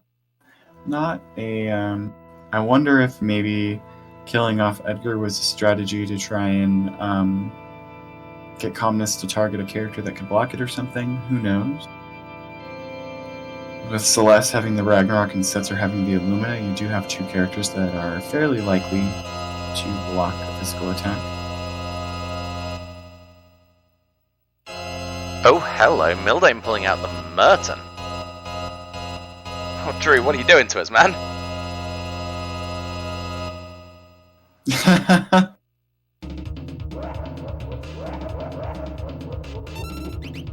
Mildane making his way through phase 1 of the final fight.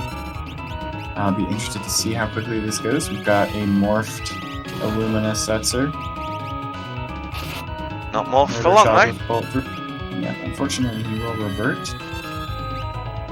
But even getting that first attack with max damage is nice. Unfortunately not enough damage to skip the fallen one.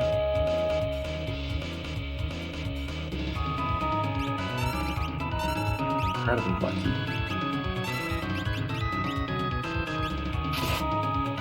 Just going for it, saying I'm just going to do all this damage here in the Goner phase and see what happens.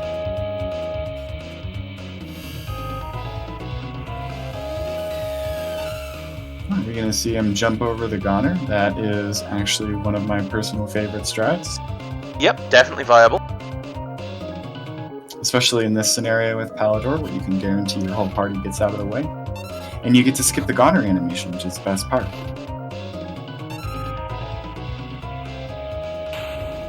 Unfortunately, that happens, so... It's like it doesn't matter.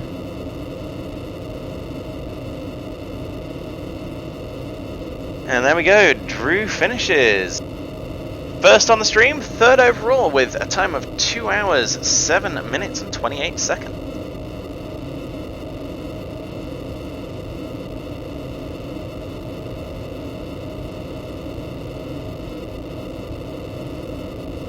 And meanwhile, we've got Mildane making his way up to phase 2.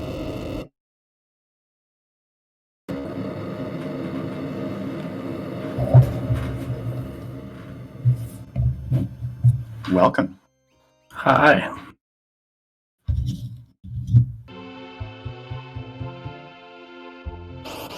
Future, where'd you go? Sorry, just having a couple of audio issues with one of the streams. Sorry we can't hear Dancing Mad from Mildane's stream. I apparently goofed with the balancing. So, Drew, how did you find it? It was pretty fun. So, the objectives were interesting for the most part. Well, the morph one was kind of just a freebie. I was a little disappointed about that. And the exploder one, I misunderstood that at first. I was like, oh, do I have to defeat the boss with exploder? But then after kind of rereading it and seeing other people mark it, I'm like, nah, I probably just have to use it once. So that ended up not being a big deal at all either. Basically had that done from the start. Rage was just a matter of time.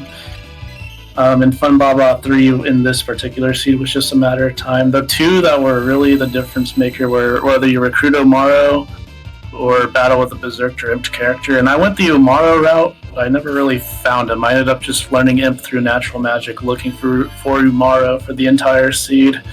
See, it's funny you should say that, because you actually learned Imp through natural magic about an hour ago. I did not. I was checking many times. In fact, I thought I learned Berserk, but I think it was just Break. Sabin learned Berserk Natural Magic at level 12. He had it when you recruited him. I just didn't check him then. Which is a bit of a shame. But whenever I learned Break, I spent literally 10 minutes double checking my magic. Okay, maybe not that long.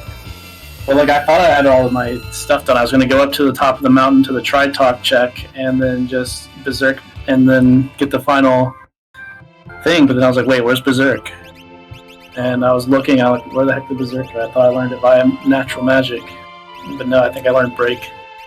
I just saw it like it's a glimpse. It started with a B and ended with a K. I'm like, oh, that must be Berserk. Aww. But you made it through. You were the winner on stream tonight, so very well done on that. Yeah. So, what sort of thing would you like to see from future objective-themed races?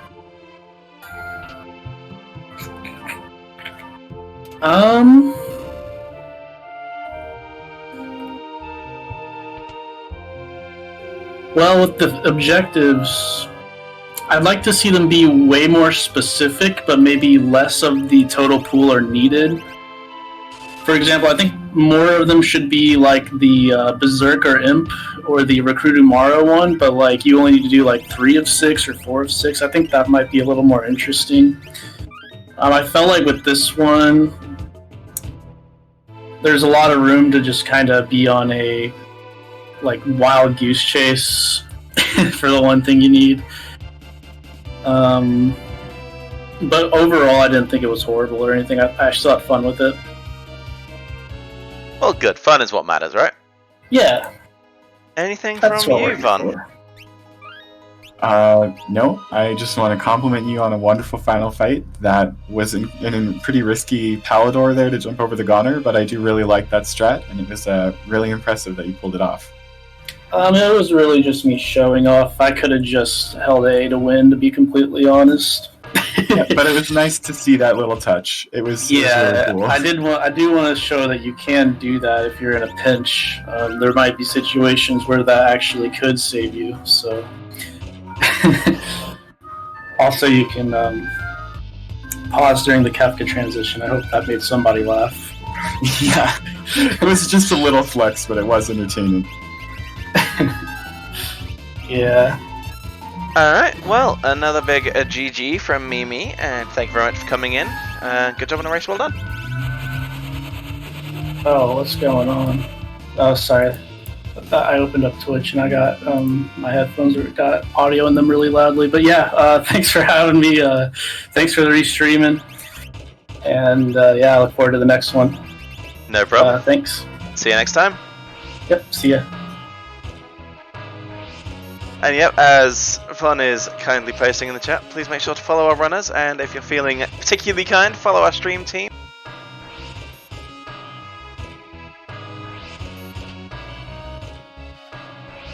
I play this game sometimes too, not always as well as the people on the restreams, but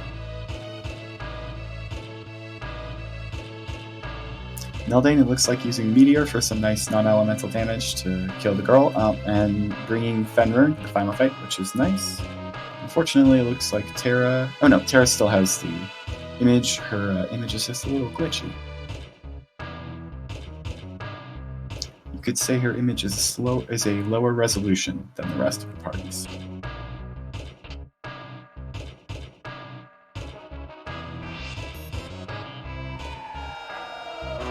Sets are going down from Mildane to that condemned, but looks like already prepared to get him up.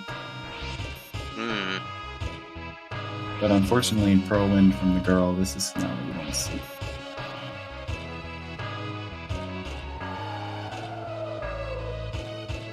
And Terra gonna Quadricice here. Not necessarily a bad idea. Maybe hoping to hit the girl with most of the slices. By the way, we did get a raid from Ravlin Bay, one of the admins of the Discord, so very big thanks to him. He finished in 2nd place off the stream. So throw out some GGs. And that is also the runner that would be doing the charity, the run for charity that we talked about earlier on in the stream. Yep, that will be next Friday at roughly 8 PM Eastern Time.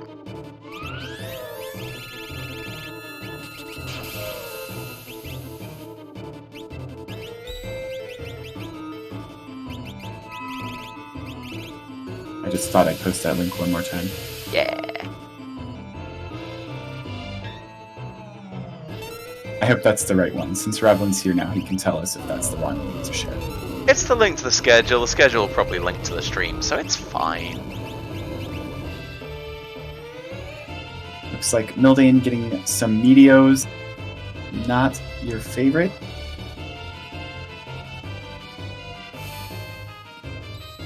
No, I just grabbed Meteor the one sucks. from the announcement. However, Meteo.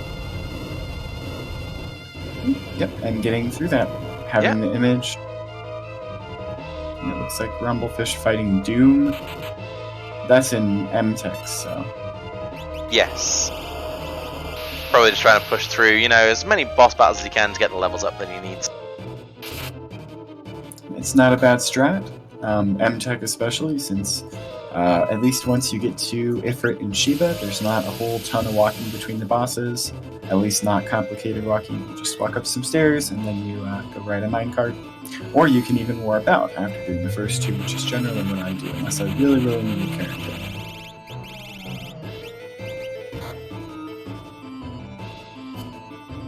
And that nice falling Edgar right at the start for some damage.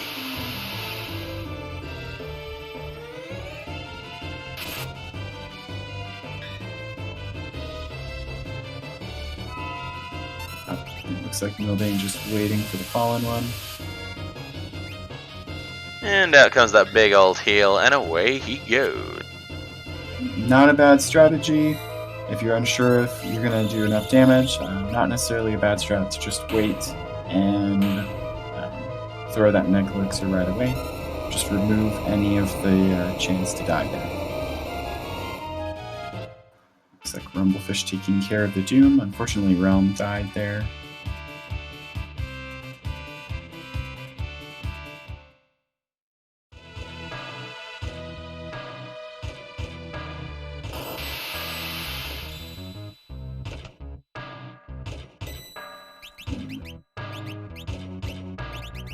Getting some hyperdrives out of Kefka, which is risky business.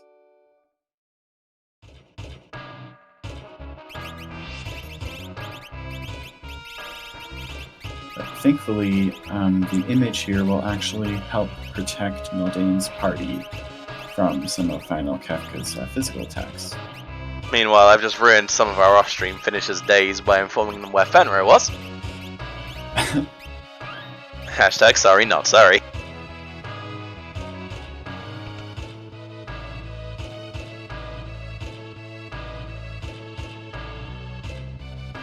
And That is entertaining.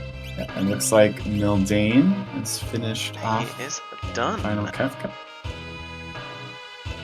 Getting that slow explosion. Very good run from Mildane. Let's see if we can get him in for a little chat.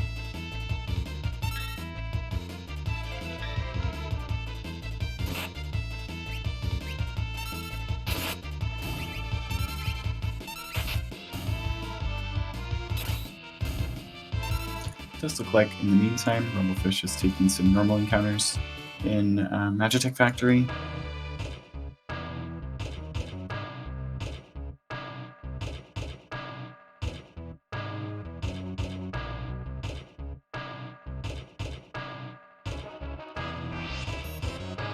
Finish is coming in thick and fast now, and here is Mildane, our second place finisher on the stream.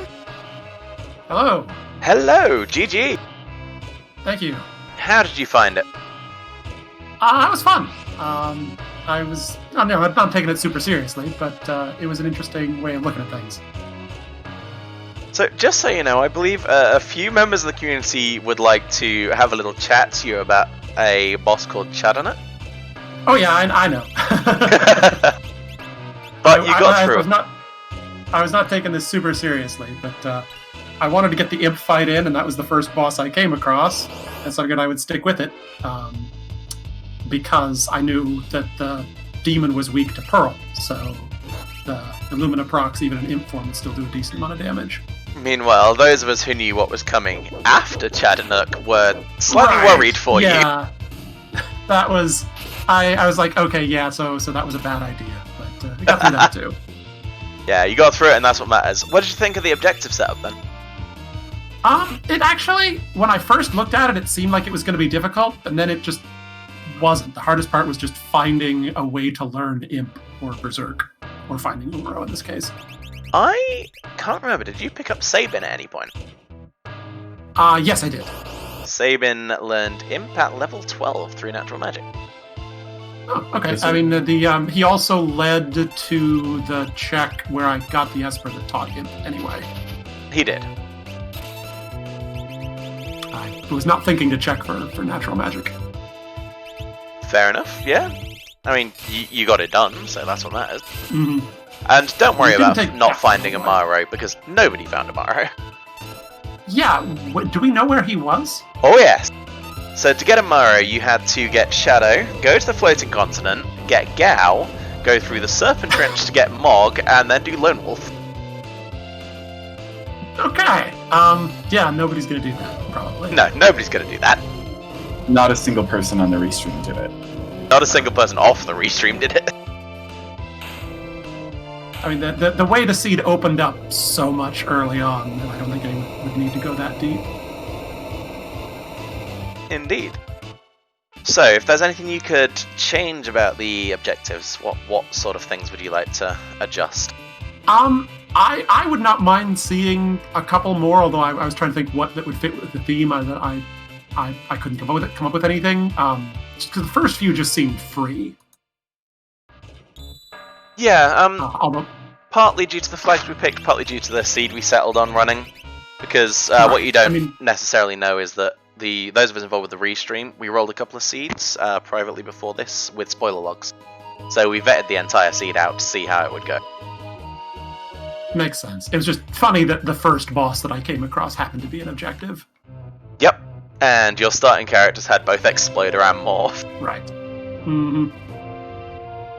Yeah, I just needed I mean, Rage came and then I put that character away for the rest of the game, but...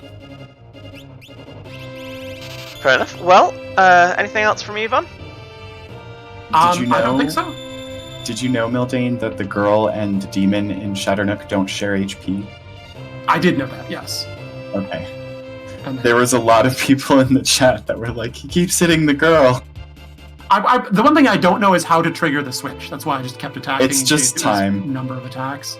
I wasn't No, sure it's if it was just that time. or if it was like Ifrit Shiva, where it is number of attacks. And most of the time when we run races, the more demon flag is also on, so you get more Yep. Shadownook than you have the goddess, which is nice. Yep. Yeah. Anyway, good run, GG. Yeah, very well done. Thanks for an entertaining run. Thank you. This was a fun setup. Alright, we'll catch you next time then. Thanks for stopping in. Thanks. And then there was one, and we have Rumblefish heading up to Kefka's Tower. It'll all be over by Christmas.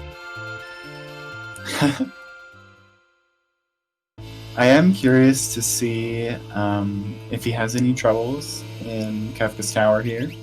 He does have 8 characters, so he's got plenty of mules for Moogle charms and things.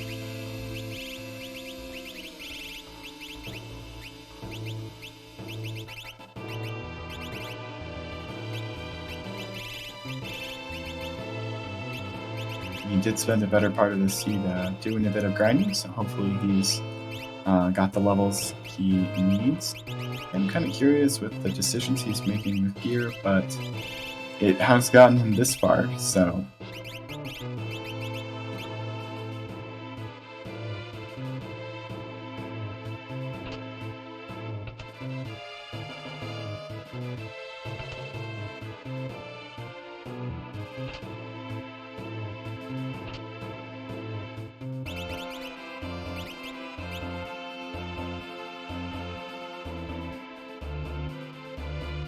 Well, I do wish him the best of luck with these bosses. As we said, most of them are fairly straightforward, but there are a couple that were a little brutal.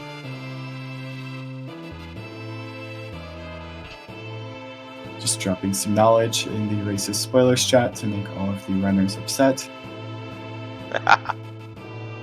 It's probably my favorite part about doing commentary is just peeking over at the Discord and being like, oh yeah, there was this item you didn't get right here.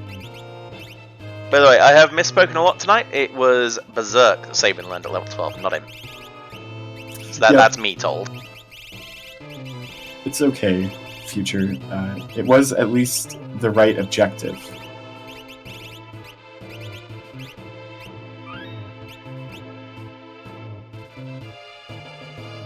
Looks like Rumblefish taking some time to get espers and stuff set up on all of his party members, which is not a bad play.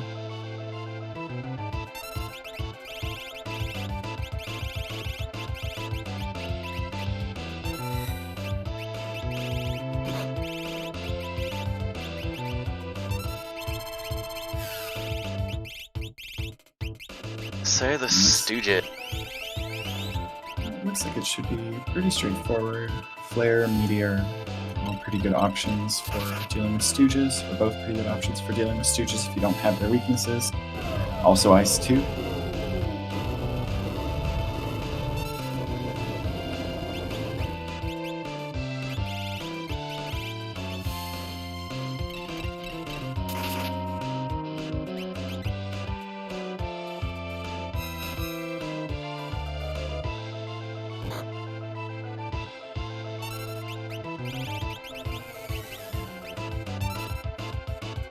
Yeah, I mean, I'm pretty sure that there's going to be no problems here for Rumblefish, really.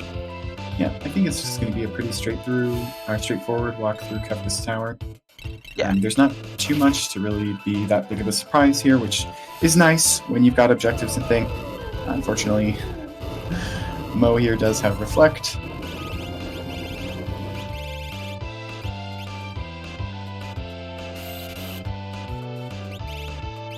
And everybody make sure you follow the instructions that chat gives you.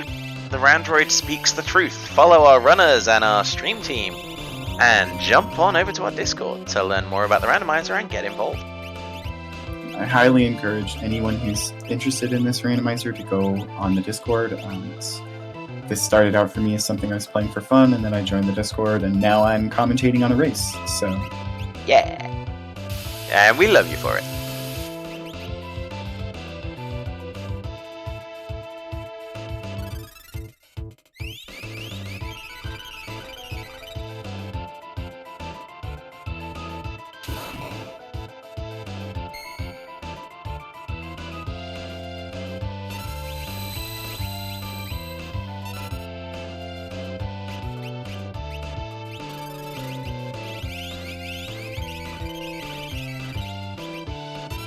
Alright. I guess it is a bit hard to really talk about bosses here. Stooges are pretty straightforward. Unless Larry runs away, which is about the only weird thing that this boss does. But you can win if he runs away and he's the last one alive, so... Larry running away is always pleasant. It's funny, you get less experience if you end the battle that way, though. However... I don't think he really cares at this point. Yep, there it is, Larry ran away. One important thing to know about Larry running away. Larry can come back. Yes, he absolutely can. He just goes off, fetches a drink, makes a sandwich.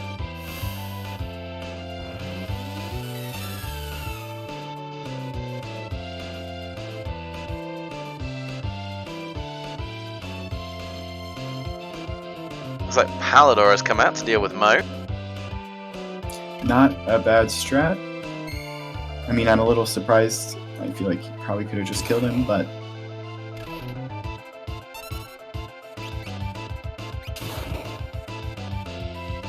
You have missed most of the run Grotz 82, but fear not, because the VODs are all readily available on Randomania.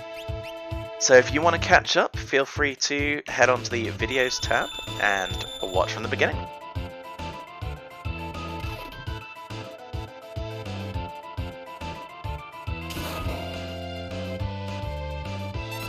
Fortunately, Larry came back here.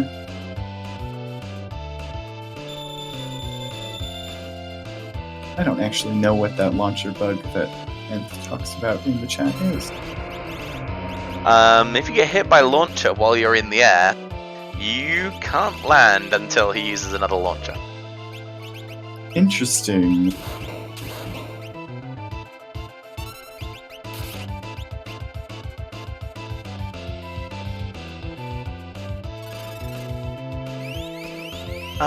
Yes, Underpaid Plague. I do believe the background picture is the two airships contrasted with each other. Yep, that is exactly what it is. It's like a composite image.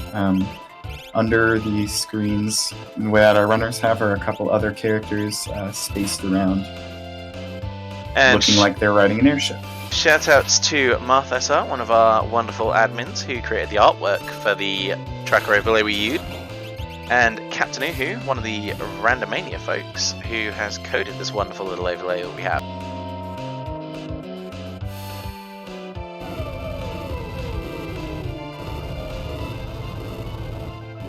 Yep, and really it's just shoutouts to Randomania for letting us use their stream and providing us the ability to schedule things here. And let's not forget a big shout out to some random guy called Atmatech.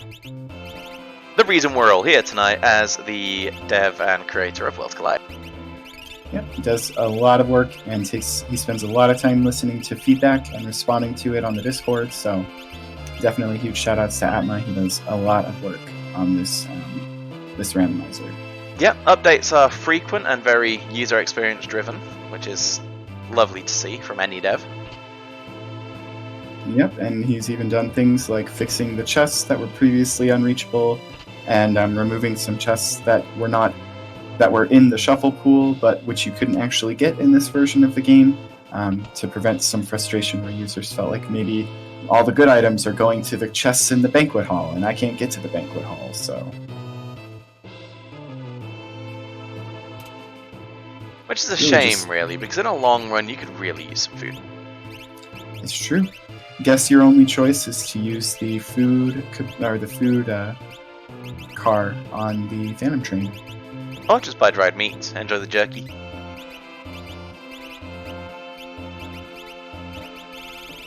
Yes, the rename card, the most powerful item in all of Final Fantasy VI Worlds Collide. It's true. It's I trash. really appreciated that in, I think it was yesterday's Kafka Grand Prix restream, one of the runners renamed the characters to be their name. Nice. I think it was Nobody War, and he named his first character Nobody and the second character War. Unfortunately, I couldn't tune in last night due to feeling extremely ill. My internet was not cooperating at home, so I was watching on my phone for the better part of it. It's good that I did not end up volunteering to commentate that one. Indeed, but I do hear that we had a new commentator on last night, Carrot, who did a very good job.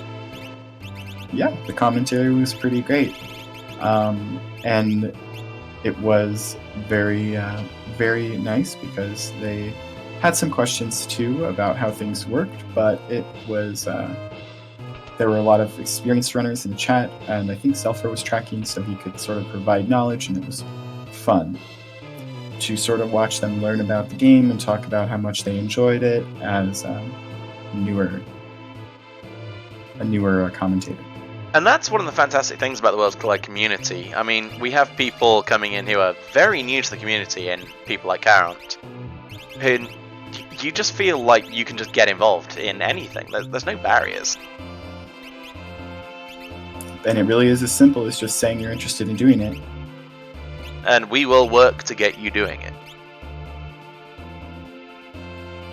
It looks like Rumblefish doing some last-second gear adjustment. He was taking random encounters in Kefka's Tower. I feel like maybe Rumblefish has been taking random encounters to sort of see what's in the pool and see if there's anything super easy to grind as he's been going through the game, and that's not a bad strategy. Unfortunately, I think in highest party level, it's not necessarily the best strategy, but in this case, heading towards the final boss, getting a couple extra levels is not a bad idea. Yeah, because while most of the bosses are scaled in this, and the dragons were scaled, the final battle is not. Yep, the final battle is not scaled, so really at this point, I feel like they're perfectly fine to get as many levels as possible, just to make that final battle as smooth as possible.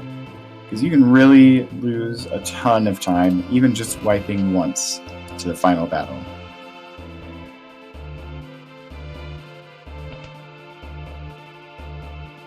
It does look like Rumblefish is electing to open some chests, which, with the Marble Shoes and Hero Ring, both pretty high tier accessories, not a bad strategy. Nobody else really opened the chest, so we don't really know what's in there.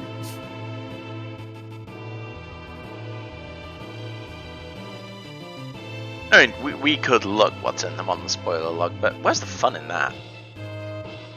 And that, by the way, is another very recent addition to Worlds Collide. The spoiler log that you can choose to generate to see where everything is now shows chest contents for every area as well.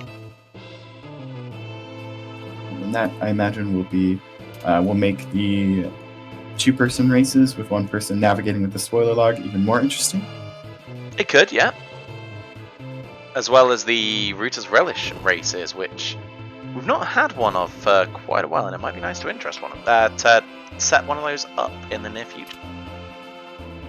So for those who don't know, the Router's Relish, we give the seed out a week or two in advance, and the runners get to look at it with the spoiler log, well, without the spoiler log rather. They get to look at it, go through everything, and yeah, plan a route. Can be real fun. I'd be interested in trying that, because the last one they did, I think, was when I just had very first joined the Discord before I had participated in any racing or anything, so I didn't sign up for it, but that sounds like it would be a lot of fun. Yeah, I was very new to the community myself for the last one, so it would be nice to see another one coming out.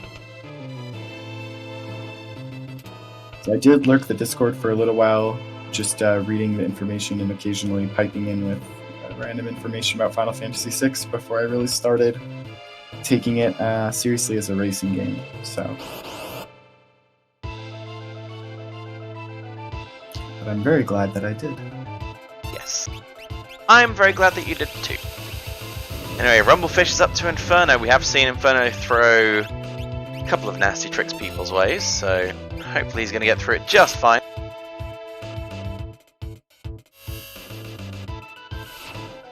I'm a bit surprised we don't see Zone Seek here, because he does have that Esper on. Oh, never mind. We do see Zone Seek here. No, I don't think it's a bad strategy. It is a very quick and easy way to give your characters a bit of extra defenses.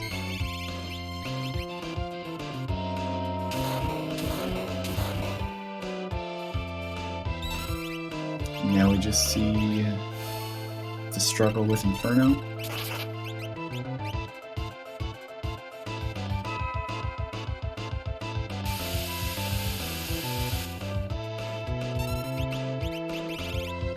For a second there, seeing the arrow after he targeted his own party, I thought he'd cast it on himself.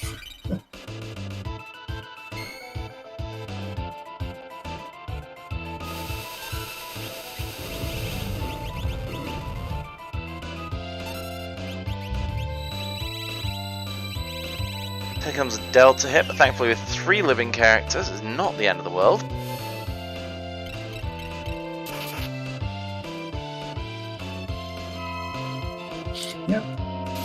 That's only really scary if you're fighting Inferno with your single character party, or if your party's already dead. That's when you really don't want to see that Delta hit. Yeah, it can be a real run ender sometimes.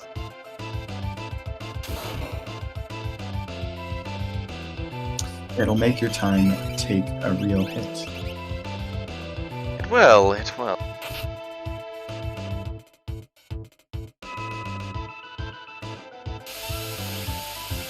Ooh.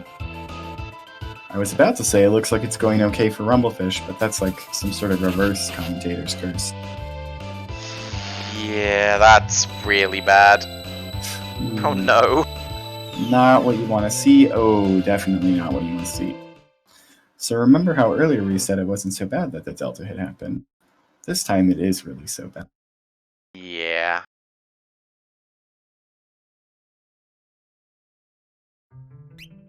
But again, this is just an example of how our newer runners have such good determination and perseverance. He's going straight back for it. He's not giving up.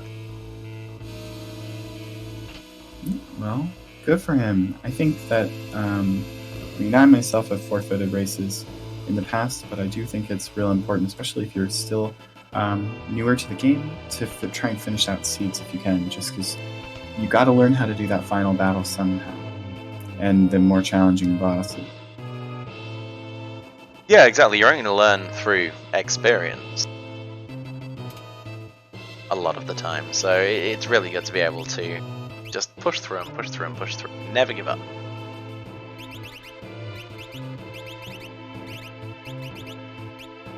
Yep, that's what I try to do.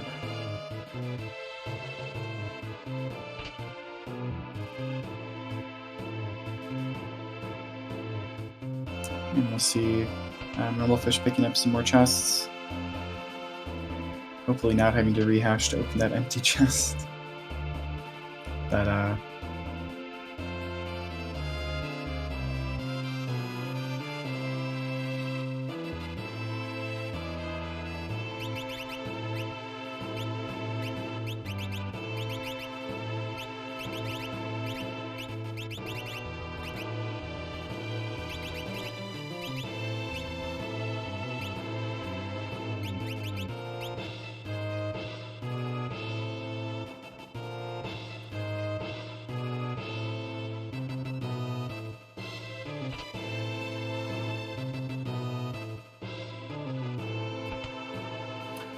Where was Inferno? Was Inferno the Inferno is Doom statue, so left path.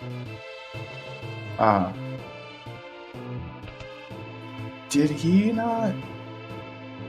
Oh, it's looking. I was very confused as to what party he's running through, and it looks like he did that statue first, and so he's gonna have to do a fair amount of Kefka's Tower again. So it's looking like he loaded maybe after his Inferno fight, the Inferno slot.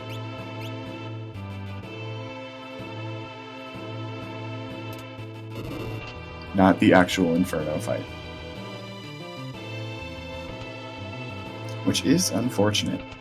That is the worst way to die in Kefka's Tower, right after when your last save point is at the save point just before the Inferno spot, and then you go to do either your first statue or the Guardian fight, and it wipes you. That is a big loss. It's looking like he's going to have to do the switch puzzle again.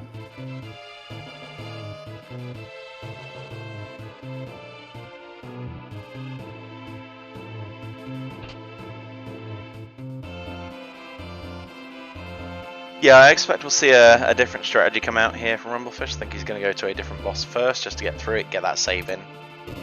Yeah, I don't think that's a bad play, especially because the characters that are on the routes that only have to fight one boss, if you do their boss first, you can always shuffle their gear off of them onto your other parties, especially if you have spare characters to sort of give yourself just a little bit more of an advantage.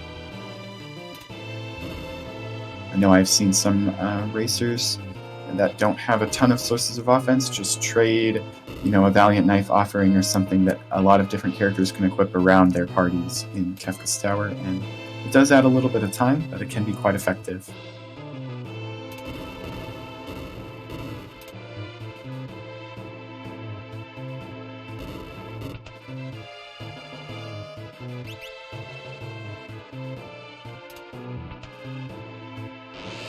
Going forwards without hitting the switch behind him, I think? Or No, did I think he just got it. I may have blinked for a moment. It is pretty quick. It looks like he's deciding to try the Guardian fight, which I think he'll find much easier. Well, not for Setzer, unfortunately.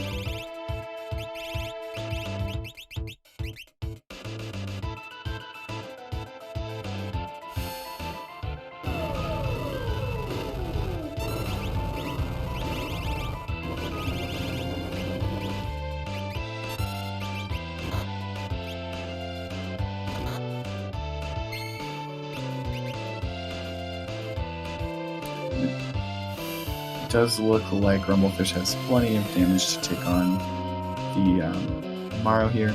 Especially when the Palador can come out. Dodging that absolute zero? Probably not feeling too bad about that.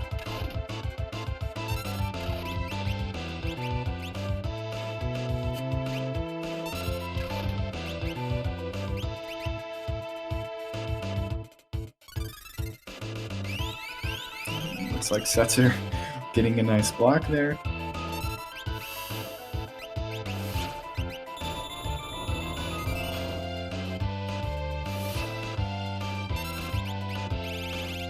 We're seeing more Zone Seek. I'd love to see it. Zone Seek, however, not helping against a Snowball, which does half of your health as damage and inflicts the seizure status.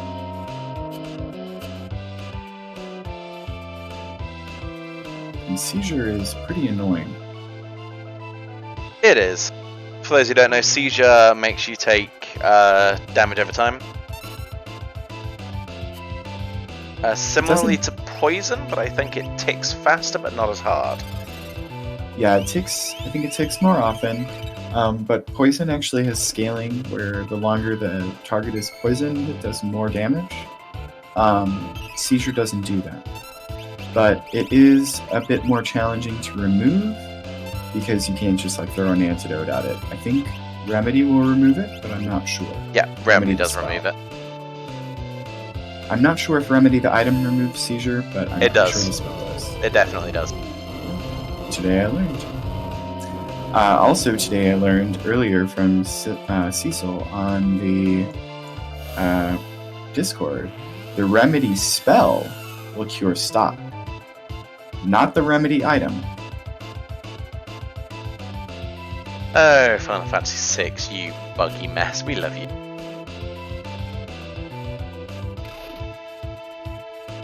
Yep, there's just those weird little inconsistencies and things like that.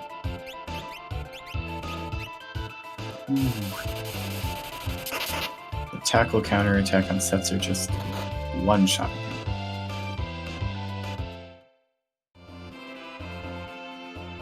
Ooh. It's looking like Rumblefish maybe not as prepared as he thought heading into Kefka's Tower, which is an unfortunate place to be in. Yeah, very unfortunate. It is very time-consuming to do anything about that without leaving Kefka's Tower, or maybe grinding in the tower itself. But these bosses are still scaled, and at this point he's going to have to walk all the way back to the switch puzzle again. It really is an unfortunate time, or an unfortunate place to get stuck.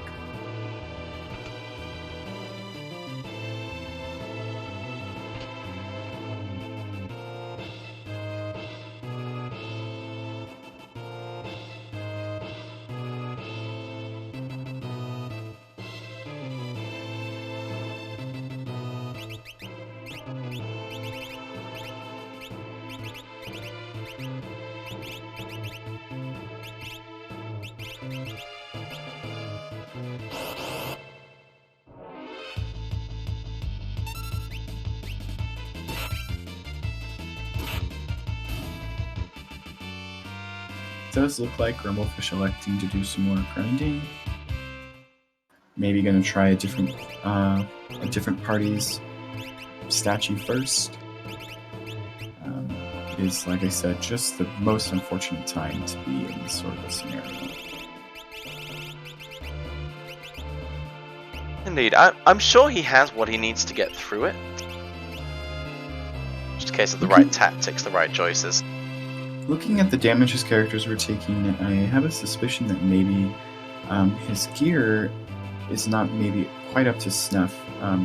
Your gear largely isn't super relevant as long as you have defense and magic defense high enough so that you just don't get one shot by everything.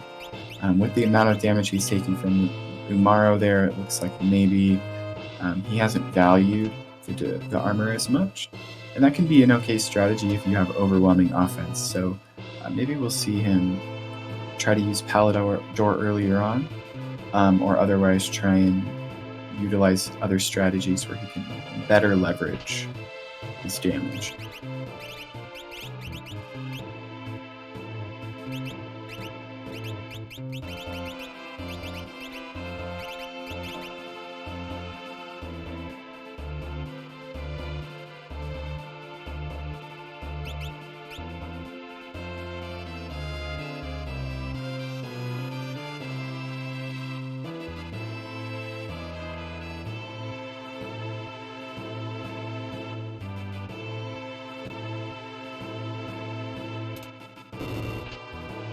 So we are going to be cutting off the stream today at the 3-hour mark. However, we will be going ahead and hosting Rumblefish if he's still going. So you'll get to see the end of that run if you want to, don't worry.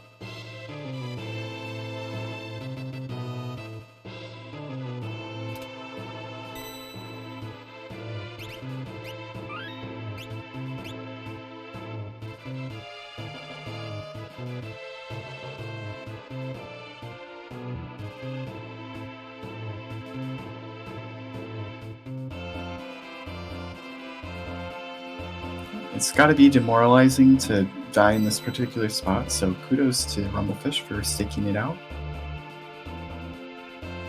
Like I said before, this is one of the worst places you can possibly do that. At least he did go back and save after fighting the Inferno slot, so he doesn't have to refight that boss each time.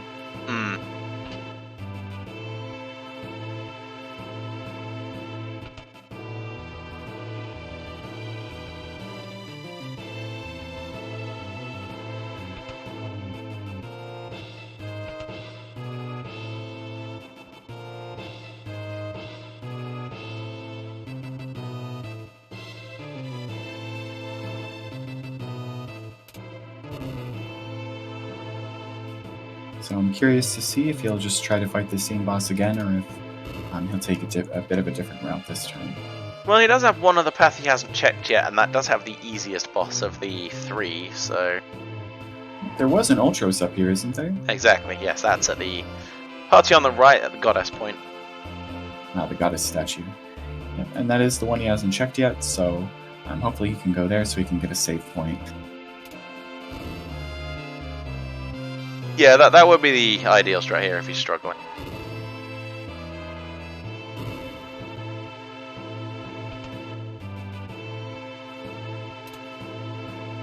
Yep, get through that boss and then you can save, and then you can, like I had said earlier, maybe shuffle some gear around from the party that's already beaten their statue.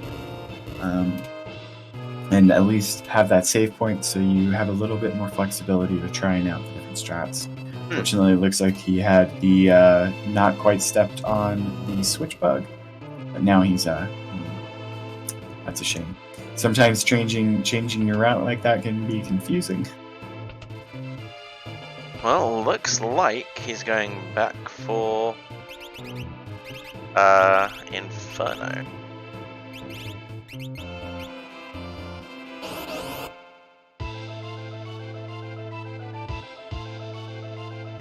Change of party, change of equipment, maybe a change of fortunes.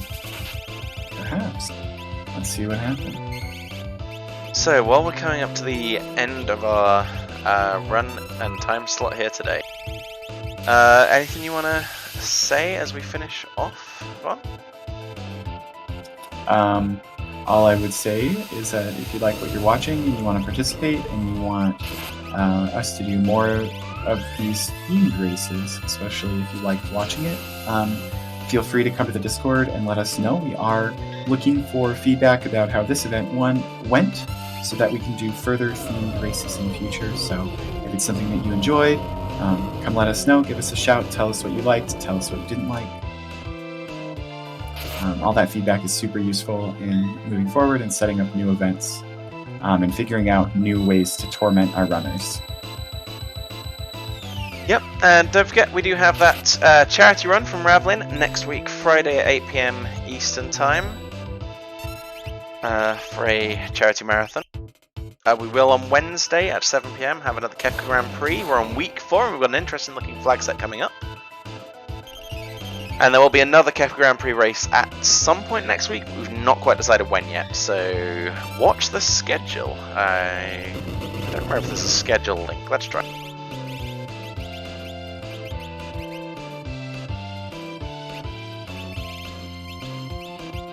Nope, but there's a link underneath the stream, so click that and bookmark it.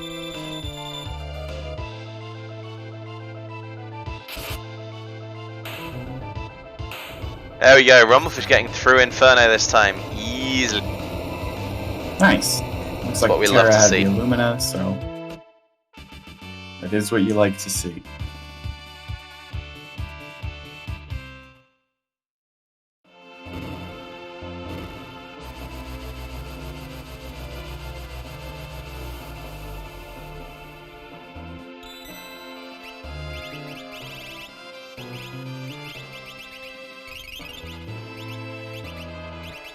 And getting that all-important save point, letting you use some sleeping bags, and also save, so no more walking up and doing the switch puzzle. Yep, just a couple more bosses, and he's on to the final battle. And it does look like he got Fenrir, so calmness counters, good to see. It is a bit of a shame we can't stay with him on the restream for too much longer. Unfortunately, that's I'm going to need to stop the restream at the normal time for the sake of my own health. Well, and sometimes it's like that. It works out for me because there's another pizza in the oven now.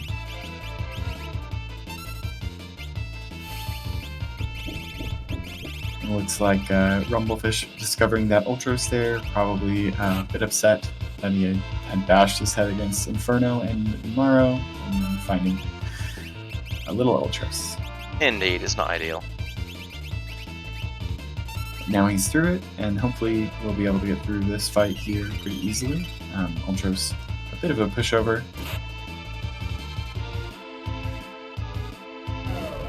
But this particular Ultros can put out some damage if you don't kill him very quickly. Speaking of.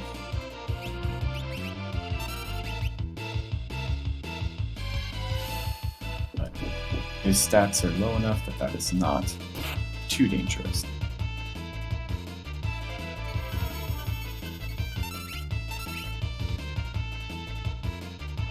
And I think Celeste with a Greatus here, doing quite a bit of damage. Not an incredibly common weapon to see, but still pretty powerful. Yeah, it's not terrible at all. The only thing you do have to watch out for is that obviously it is Holy Elemental, and Pearl Elemental to the purists, and that can cause some problem. Yep, but it can be a pretty solid. Maybe not a Greatus, maybe that's a stunner. Yeah, I just saw that. So that's what made me stop and think, hang on a minute. yeah, well, stunner, probably a better choice. I don't think this Ultros is susceptible to stop, or maybe he is because the first one did not miss. Interesting. Anyway, it's dead either way. Goodbye, Ultros.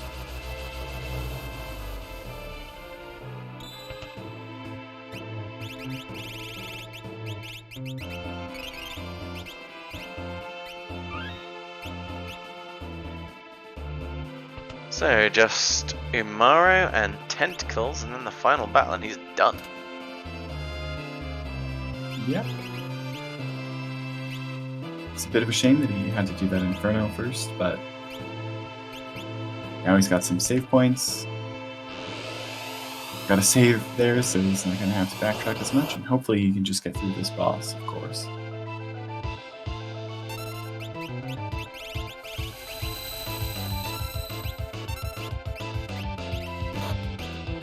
Yeah, I mean, a high-level Umaro isn't the best thing to find. Early on, he's just a big cuddly teddy bear.